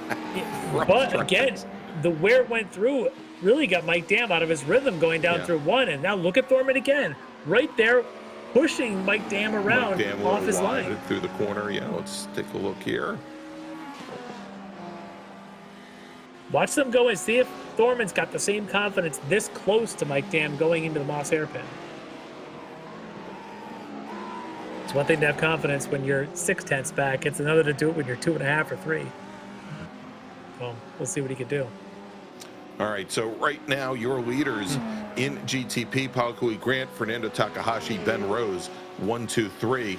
Mike Dam, who we're watching right now with Chris Thorman, they are running 1, 2 in GT3 Pro. David Payton now almost 10 seconds in arrears. And then finally in GT3 AM, Ken Ladd is your winner, or probably not your winner, he is your leader over Chuck Labano. Yeah, talk about counting chickens and stuff first. That's how the commentator's curse is born, folks, right there. Exactly. How to lose 40-second advantage in one turn. Sorry, Ken, if it happens. Chuck Labano running second, Dre Divock running in third currently in GT3, about 4 seconds back from Labano. Yeah, here we go. We're not even going to talk about that aforementioned driver until we see checkered flag. No. But in this battle, though, still, it looks like he continues to close up. Look at that, 2.5 tenths and closing for Thorman, getting a great run off of 3. He just can't seem to do anything with it. He's got to find a way to throw the car in and get the strong exit here. He might have gotten a decent one here. He didn't lose as much as he normally loses on exit. Watch the delta. He's gained a 10th already since they hit the gas. I don't know if he's going to get enough. He's going to maybe try to get alongside or maybe save some fuel. Oh, he steps to the inside on Dam. He's going to push Dam wide. That's, I was going to say, and that would complicate Dam's run through 9 and then through the final corner. And Dam really pushes wide, and you can see how the car just snapped back on him, Larry. Well, it was right on the edge. That's an opportunity for Thorman. These cars, when you start sliding, the rear tires go quickly. They take forever to come back. Thorman, if he sees that, might try to push Dam a little more to get Dam to make that mistake again. Get the back tires hot, keep them hot. That'll make it trouble to get the power down coming out of Moss the next time by. That's how far ahead you have to look at making a pass with someone with the skills of Mike Dam. You have to see a little bit of something and push and push and push until Dam goes over the edge, because Dam is usually too good and he'll find a way to cool those tires. So if you're Chris Thorman, you got to take the advantage now as the GTP field's coming through kind of at the wrong place for Thorman. He's going to have to really get a run and hope that maybe Grant Dam is going to come up on him going right into the hairpin. Yeah. Dam did not look fast coming out of there with that GTP on his heels. Yeah, but he ended up getting maybe a couple tenths separation between he and Thorman as the second of our GTP cars finally comes through. 6 minutes, probably, depending on where Palakui Grant, your overall leader, is, depending on where he's at. Could be another 4, could be a 5 laps as he's starting a new lap. Look at that right on cue. Probably for him, 6 more laps. 6 more laps, maybe. Yeah. At a minute 5 that he's been turning, in case you're wondering what his pace is at. His fastest lap of the race is at 103.9. Overall, Fernando Takahashi's got a 103.6. Last time for Palakui Grant, 105.2. For Takahashi, 105.2. So these guys still clipping some pretty impressive pace an hour and 10 minutes into this. But what it means is, we're less than 6 laps from the finish. Now, the GT3s will probably only get 5 because in those 6, the GTPs will lap them. Yeah. And there is Ken Ladd still leading GT3M. Cannot speak his name. He's the Voldemort of GT3s. Cannot speak his name.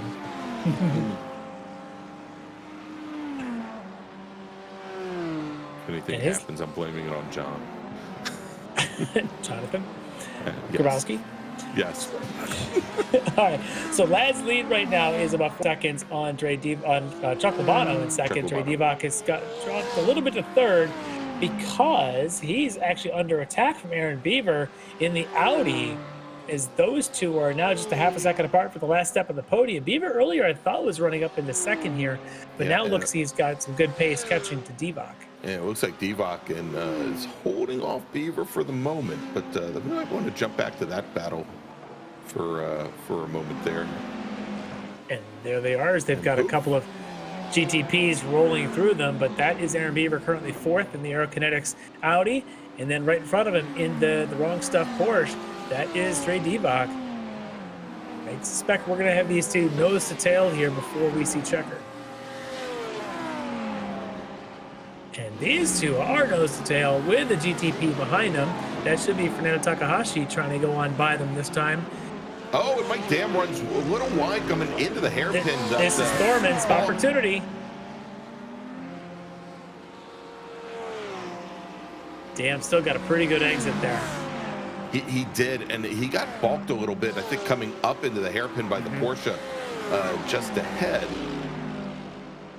But Thorman, has made up about the 5 car lengths or so that he had lost on the previous lap.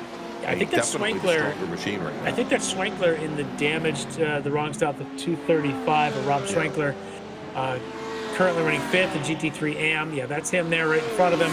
So he'll be getting blue flags to let these guys up through. I'll probably have to figure out which car is supposed to get the blue flag. Turns out it's all 3 of them with the GTP, the first in line, and then you got Mike Dam, your leader, Chris Thorman right behind him. At some point, that Porsche is going to have to move over and let these guys through, as Mike Dam's pretty much on the horn. Try before. it right now, maybe? No. Look at Thorman. He's waiting to pounce. And that's got to be the most difficult thing for Dam. He's got to try and find a way through. He's got to defend at the same time. Perfect time for Schwenkler to get over. Let these guys get to the straighter part of the track, which is as straight as this place gets, and let them on through. Look at Dam being deliberate with his corner exits. And Schwenkler goes off and spins behind them. But for Dam, super tiptoey around the middle of that corner just to get on the gas and be strong up this back straight. And that's emphasizing corner exit in a one-on-one race battle. Well, and as I've said, where it has appeared where Thorman appears to lose a little bit of ground on exit, you can see where he's pushing and maybe a little bit hard, maybe a little bit longer on the brakes than Dam is as well in order to close up some of that ground. The battle for 3rd is just as hot. This time it's D2D being the rabbit being chased by the Orion of Schwenke and Peyton. That's right. Now, we had seen Schwenke have some handling issues early on, but David Payton, who early on had been running with his teammate Chris Thorman until after the pit stops. Oh, we've got one of our prototype cars goes around. I think that was Kyle Strikers that spun coming out of the final corner and is off in the grass there. Well, we'll take a look here, and then maybe we'll jump back. Hopefully, we'll jump back to that GT3 action. As he spins, which looks like right in front of your AM leader, maybe with a little bit of help from. He might have had a little help from Mr. Ladd as well. Yeah. We'll see what happens there, because we know the stewards are going to probably look at that. We'll see. Ladd probably just didn't expect that GTP car to slow mid-corner. Yeah, all right, now back to this. That is Chris Thorman, your new leader in GT3 Pro, ahead of Mike Dam. Well, there we go. As Thorman now on the 57th lap takes the lead from Mike Dam. He is your new leader here. Dam now on the attack himself. Oh, he's shoving his nose in. I don't know if he's got any room to do it. It's going to be close, but Dam knows if you're going to push someone aside, you do it first at 10, and you get the run to 1. Thorman responds, holding him back down through on where he's been faster than Mike Dam all night, proving it again here. Let's see if he continues his pace down the hill through 2 and 3, where he's been quicker. The question becomes, now how confident will he be? Well, how confident is he going into 5, where he was confident looking as he was trailing?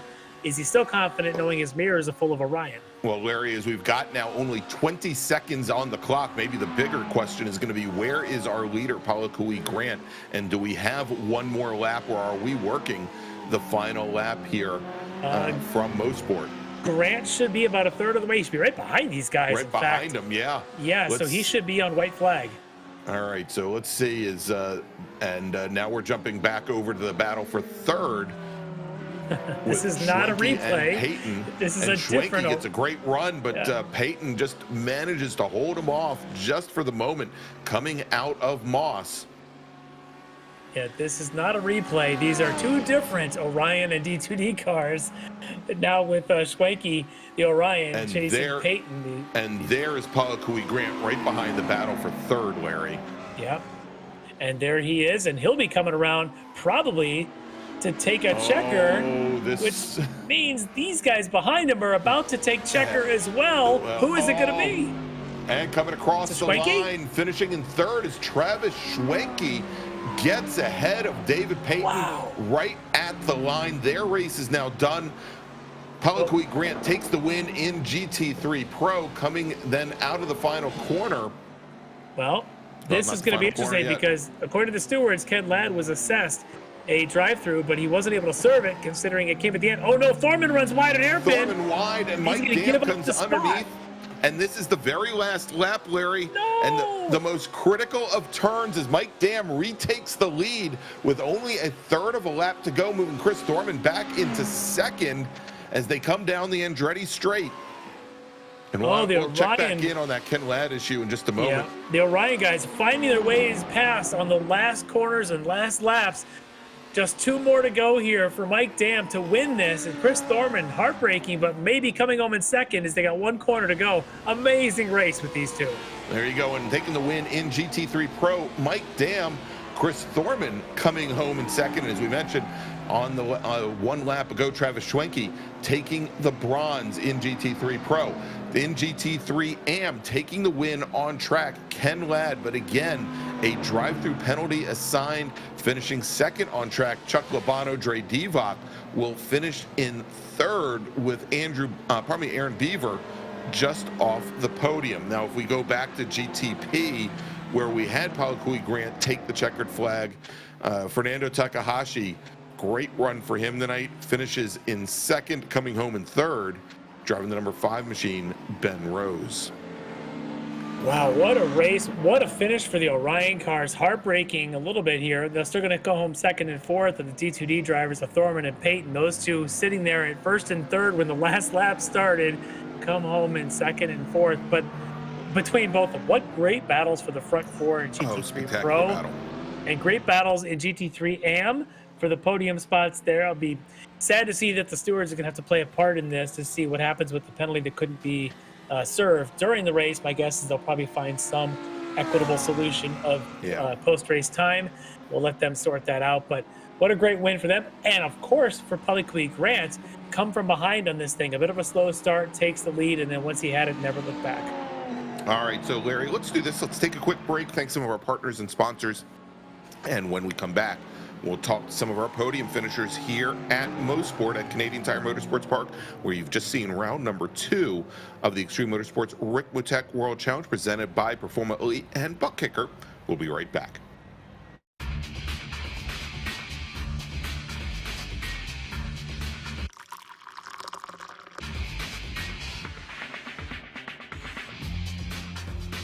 Allow Extreme Scoring to do the work for you. Ricmotech, high-performance sim racing equipment. Whether you're just looking to have fun, train for race day, or become a serious esports competitor, Ricmotech has you covered. Hundreds of name-brand parts. Support from experts that love sim racing. Trusted by the pros. There's only one place to go, Ricmotech.com.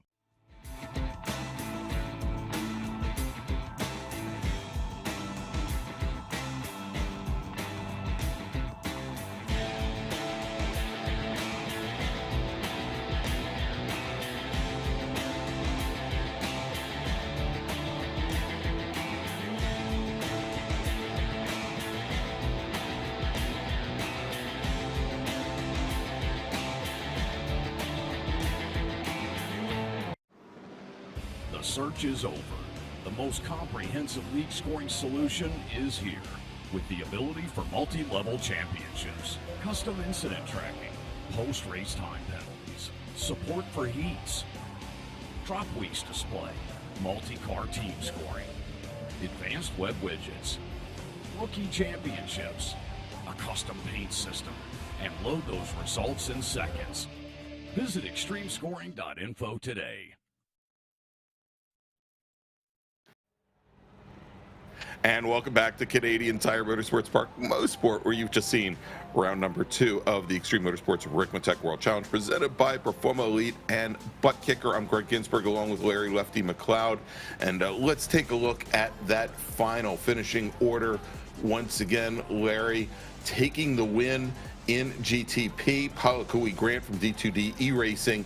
Fernando Takahashi, you know, he was a bit dejected after that 9th place finish at Road Atlanta in round 1. He comes home second tonight for WJM Motorsports, and then Ben Rose for DNA will come home in third. In GT3 Pro, Mike Dam with the last lap pass on Chris Thorman takes the win. Thorman finishing second. Travis Schwenke, who on a last lap pass takes over the third and final podium position from David Payton, with Payton finishing 4th and Joey Rutledge coming home in 5th in Pro. And then finally in GT3 AM, we still don't know how this one's going to play out, but Ken Ladd took the win on track, was assessed a drive-through penalty. We don't know how that's going to play out, if it's going to convert to time or points or how it's going to be, but at least on track, Ken Ladd, your winner. Chuck Lobano finishing second.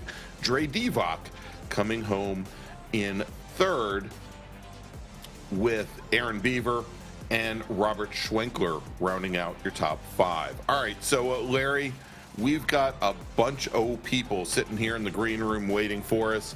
Why don't we start off tonight? I'd like to bring him in first. Let's bring in Fernando Takahashi from WJM Motorsports, finished second tonight in GTP. All right, Fernando. About an hour and a half ago, I said to you, maybe with any luck, we'll be talking to you at the end of the night, and here we are. You put this thing up in the second spot, and you held on to it. Awesome race for you. Tell me how you're feeling. Oh, it feels great, man. It's so amazing. I'm super excited. My heart is pumping here. It was a great race. I thought I was going at Moss because that turn is killing a lot of people, but I was able to recover fast and recover the P2. But it was a great race, great fight with Grant. Grant did all the things right. He deserves the victory today, so congrats to him.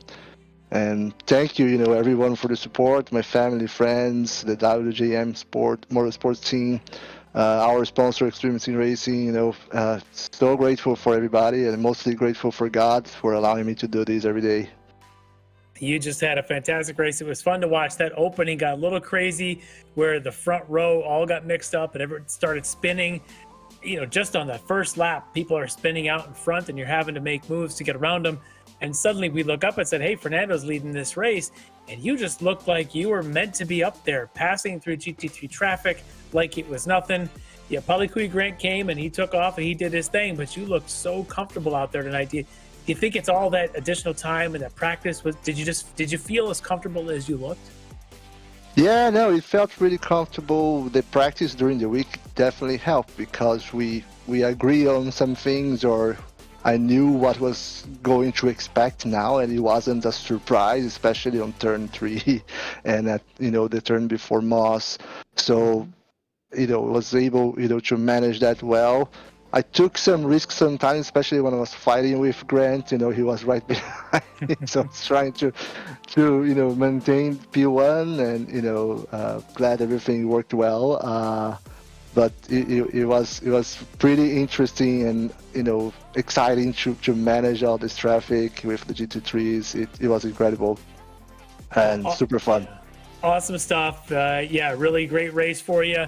It's a tough survival tonight, and you thrived in that environment. So congratulations on this podium finish, Fernando, and we'll talk to you again in a couple weeks. All right. Thank you, guys. Congratulations for the organization, for the broadcast, and have a nice week. All right, thanks. Thanks so much, Fernando. There you go. Fernando Takahashi finishing second tonight in GTP for WJM Racing. So let's bring in Palakui Grant, who's our overall winner and winner in GTP, driving the number 71 D2D E-Racing BMW. Oh, Palikui, what a great night with a hectic start that you somehow picked your way through. You managed to get by Fernando, and then he got behind you, and you got ahead of him, and back and forth you went. But at some point, you settled into a groove that was like watching a brain surgeon working his craft as you're picking your way through those GT3s. Amazing stuff. You've got to be super proud with this run tonight. Oh, definitely. And to be honest, before the race, my whole mindset was, you know what? Let the chips fall where they may. I know this track coming in, anything was going to happen. With this many GT3 and GTP cars on track, it was a matter of keeping my nose clean all the way. And if I'm not mistaken, I actually ended this race with 0 incidents, which I think I'm more proud of than the win. So just being able to keep it behind, slice through the GT3 cars, and just manage the traffic, it really worked out for me today. Yeah, awesome stuff. And that is the name of the game, staying clean, because out here touching grass is just like hot lava. You don't want to go near it. And you managed to 0x for an hour and 15 in this 45-car field or whatever it was. That's amazing stuff. But you had a great battle with Fernando. He seemed just super excited to be up there. But you guys really had to work to that battle while you're weeding through traffic. I mean, how do you maintain focus? You know, I'll be completely honest. Once I got to that point, because I started 5th, all I was thinking was, okay, Fernando got by. I'm just going to stick by him. And so whenever an opportunity came up to get by him, you know, I took it. But it was measured, somewhat like how a rally driver, you don't go 110% all the time. You leave it around 90%. Not to say Fernando wasn't putting it out there, because he made some amazing moves in traffic. But it was really just managing my race. And that's what I believe led to my success. Awesome stuff. Yeah, so quick tonight. And survival out here is never easy. And tonight was all your game to take home this victory. Any folks you want to thank for helping you get here tonight? Yes, big shout out to D2D. We had a wonderful night tonight. I believe Chris came in 2nd in the GT3s and David came in 4th. Unfortunately for Bobby, got caught up, you know, in the beginning, but you know, he's been improving, and all credit to him. I'm sure he's going to be up there once he gets, you know, a good run going. Of course, Papa and Tutu, I love you guys. You guys always watch and take care of me. My brothers, Kalana, Haviiki, Kavehi, I love you all. Sakurai, my guy, I love you too. And of course, Wes, good friend of mine. Thanks for watching. And for you guys as well, always give a shout out to the Apex broadcasting team. You guys always put it on whenever I watch. Awesome stuff. Palikui Grant, your winner tonight in GTP. Well-deserved. Congratulations. Thank you very much. Aloha. Hui ho. You know, Larry, if we ever need a hype man, that I is... think we got one. Yeah, he is the man. All right, thank you so much to Palikui Grant with his first race win of this young season. All right, so let's move back over to GT3, the GT3 categories here, Brian. And did I say Brian? Oh my God, Larry. I forgot where I am. All right, let's move over. Let's go to GT3 AM and talk to our 2nd place finisher on track, running the season for Frito Sport Racing, Chuck Labano. All right, Chuck Labano has joined us. And Chuck, you find yourself in a lot of different races here tonight and coming home with a podium here in GT3 AM. Tell me a little bit about your race. Well, it didn't start off well. I had a couple of bang-ups before we even got the green flag. And then just trying to sort myself out, I got hit again from behind. But once, you know, the traffic spread out, didn't do anything stupid, but everyone seemed to be doing weird things in front of me. And I don't think I actually passed anyone for this. Just, everyone got the hell out of my way. It's a great strategy. Let them make the mistakes while you just keep chugging right along and end up on a podium. That's an awesome way. Now, this is kind of a home track for you, though, isn't it? It is. And the hardest part of this is I've only ever been there on my motorcycle. So learning the lines and the braking points, they're totally different. Not to mention that, you know, once I start getting into it and I think I'm comfortable, I'll accidentally take a motorcycle line, which will screw me right up. Yeah, I can see that. But hey, you've been able to do what a lot of us haven't. That's experienced the place in reality, not just in the sim. But some of that may have paid off for you tonight, being able to bring it home on a podium. Any folks you want to thank for helping you get to a podium tonight? Yeah, we'll start off with Frito Sport. They took me on this year and they've helped me quite a bit. My son, Royal Smitty, who watches me and makes fun of me all the time. And of course, Ricmotech for putting this on. All right, well, congratulations again, Chuck. A great podium finish here for you tonight. All right, thank you very much. All right, there you go. Chuck Albano for Frito Sport Racing.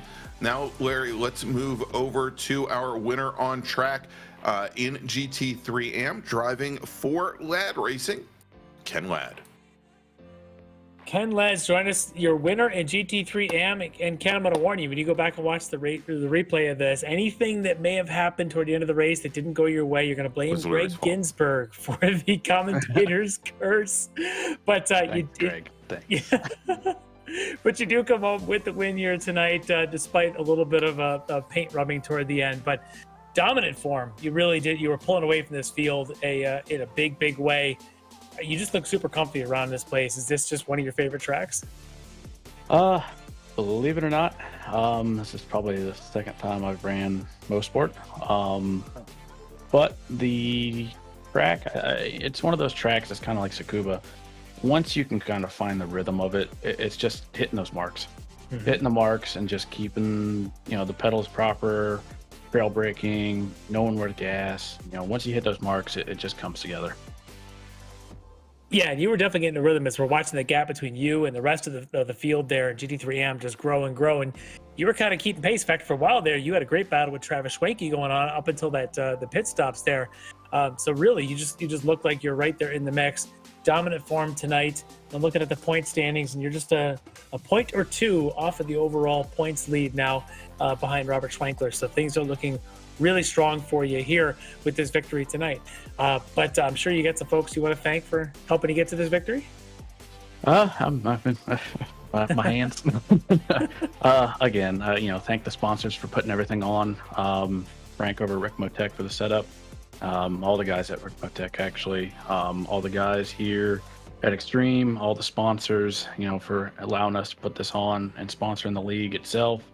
We couldn't have this kind of a league without them, and it really shows on the quality of racing we had. I know there was some hiccups at the beginning and kind of at the end for me, but overall, shout out to all of them, and thank you for allowing us to do this. Well, awesome job tonight, and it's a well-run league, but it's got top talent, and you're clearly one of them, taking the victory here tonight in GT3AM. So congrats, Ken, and we'll see you again in a couple weeks. We'll see you in a couple weeks. You guys have a good holidays. And Greg, I don't like you right now. Oh, I told you it was Larry. Oh, it's Larry. Okay. It's Larry. It's Greg. Come on now. Trust me, it was Larry. Thanks. All right, everybody, that was Ken Ladd from Ladd Racing. Oh, I'm in trouble. All right, let's move over to GT3 Pro and finishing second tonight, driving the number 60 D2D E-Racing Ferrari. It's Chris Thorman. Oh, Chris Thorman. If this race was one lap shorter, we were going to have a different conversation. But You had one heck of a battle with Mike Dam. You gave him everything you could give. Tell me about it. Have you come down from this? Are you still buzzing from this one? Actually, I'm sick. That I had one brown streak moment the entire race, and it was when I let Mike back Bobby. Yeah, that's the only time that I was scared during the entire race, which is remarkable in itself. But yeah, nope, I gave him that one. I keyed the mic and told him happy birthday when he crossed the start-finish line. Oh, what a battle you guys had, though. The way you come out of the pits and you had that incredibly quick pit stop. We were speculating that maybe you were running out of fuel because you were just so fast through the pits. Suddenly you're on the back of him. And every car he was trying to lap, you were using to your advantage. It's just right there. Unbelievable how you just kept building pace. His car got faster and faster. Did you just grow more comfortable, or does the car get faster with 70 minutes on the tires instead of fresh ones? I got lucky. I'm not a setup person, but I make the setups me and David usually use, and I just got lucky this time. And it started out a little squirrely, and about lap 5 till you ran the tires off of it, it just stayed the same the whole time. And I knew Mike was loose. I knew Mike's tires were gone, and I was faster than Mike, but I wasn't fast enough to get around him. So I just tried to stick it to his bumper and hope he screwed up so I could get by. Yeah, well, you did get by, and Like I said, one less lap. That checker comes out a little bit earlier. Maybe it's a little bit different, but you've shown some tremendous pace over the last couple of months consistently now, and giving these Orion guys all they can handle. Tonight, a great podium for you. I know you're probably wishing it could have been one step higher, but it was an awesome race to watch. One of my favorites to see. So you can hang your head high on this one. That was a really great race to watch. But I'm sure you got some folks that maybe you want to thank for helping you there. Yeah, I always have to thank Performa Elite for paying my bills, and Extreme for giving me a place to play, and I always have to thank David Payton for teaching me how to do this stuff. Yeah, well, he had a pretty good race of his own. It kind of also went on the last corner of the last lap. But, with you guys, D2D, a great finish here with a win in GTP and a second and fourth in GT3. You guys are coming on strong. So congrats, Chris, on this podium here, and see if you could take the fight to Mike again in a couple of weeks. We'll sure try. Thank you all for covering us. All right, there you go. Chris Thorman finishing second tonight in GT3 Pro for D2D E-Racing. And now our winner tonight in GT3 Pro, driving the number 93 Orion Racing Audi. It's Mike Dam. Well, Mike, I just said to Chris, this lap, if one less lap of this race, we'd be having a very different conversation. For you, it's a bit of a better conversation than the other one I was going to have. But what a battle that you had with Chris for the last, maybe 25, 30 minutes of this race. That's one of the most heated battles I've seen you a part of that wasn't one of your teammates. And it looks like D2D has brought it to you guys this season. Yeah. It was a pretty clean race. Like, I was surprised there was that so much carnage early on, but I just tried to keep it clean, and I built a decent gap. I messed up my pit stop, I guess. I think I took too much fuel, and ended up taking left side tires because my left front was getting pretty low, and I still had a few seconds of lead when I came out of the pits, but man, like, my car was just getting unstable as the run went on. Yeah, from what we were watching, it looked like Chris was so much quicker down through turn one, and then entering into the Moss hairpin, he would just close up on you, and you kind of looked like you're tiptoeing through Moss just to get an exit every lap, but somehow it worked, and he got around you, but then Moss it bit him there at the end and let you get on by for that win. Just an amazing battle between you and Chris there. It was so much fun to watch for that last 25-30 minutes. Yeah, he was flying, man. Like I said, he closed that couple seconds up in just a few laps after the pit cycle there. So I was you're right. I was tiptoeing around turn 2, turn 3, coming out of Moss. Like, my rear end had no grip. Even with, we've been trying to dial it out, all week with this car. That's just crazy unstable. But man, Chris was just on fire, super consistent. He definitely deserved to win this race. Really, he went off Moss there, and I was like, no, you did not do that, man. Yeah, unfortunately, but still, a heck of a show between you guys. You come back with a victory now, 2 in a row for you here in the World Challenge. So congrats on the victory, but I'm sure you got some folks you want to thank for helping you along the way. Absolutely. Just all the guys in the league, Orion race team, my buddies. Frank at Ricmotech. Thanks to you guys for broadcasting, and just all the admins that put this thing on, Kevin and Jeff. It's a good time. Well, congrats again, Mike Dam. You're winner in GT3 Pro 2 weeks in a row. So we'll see what the next event has in store for us a couple weeks down the road. Congrats. All right. Thanks, guys. All right, Larry. So as we get ready now to wrap things up here from Mosport, let's take a look and see what we've got coming up in the next few weeks. So first off, quick announcement. Memorial Day, so we are going to take a week off, but there we go. We now have finally got a full schedule here for Touring Car Cup. Touring Car Cup going to, we've already gone through rounds 1 and 2, and we're going to be at Monza, and that is in 2 weeks, Monday night, June 5th, for round number 4 of the Ricmotech Touring Cup presented by Performa Elite. Going to be a single 60-minute race. And then in 3 weeks, June 12th, it is the return of the Ricmotech World Challenge. We're going to be going to a brand new circuit here on the iRacing platform. We're going to be going to Circuit Jerez in the south of Spain for the first of our 90-minute races this season long. And should also mention, Larry, that if drivers want to join the Ricmotech World Challenge, as many drivers as we had here tonight, we've still got some openings. If you go to xmsracing.com/RWC, go all the way down to the bottom of the page, you'll be able to go in and sign up for the Ricmotech World Challenge. We're going to be taking applications up to the start of round number 3 from Jerez. So definitely jump on board that. And our third series, that is the sports car series for our GT4 and TCR drivers, scheduled to start August 21st. Don't have a place yet, but I can tell you the race will be 60 minutes long. So you can also find out more about that series. And if you want to join us, go to xmsracing.com. So for Larry Lefty McLeod, for John Robertson, I'm Greg Ginsburg. And we'll see you not next week, but in 2 weeks for our Touring Car Cup races at Monza. Have a wonderful Memorial Day weekend if you're here in the States, everybody. And we'll see you in 2 weeks. Bye-bye. Ricmotech, high-performance sim racing equipment. There's only one place to go, ricmotech.com.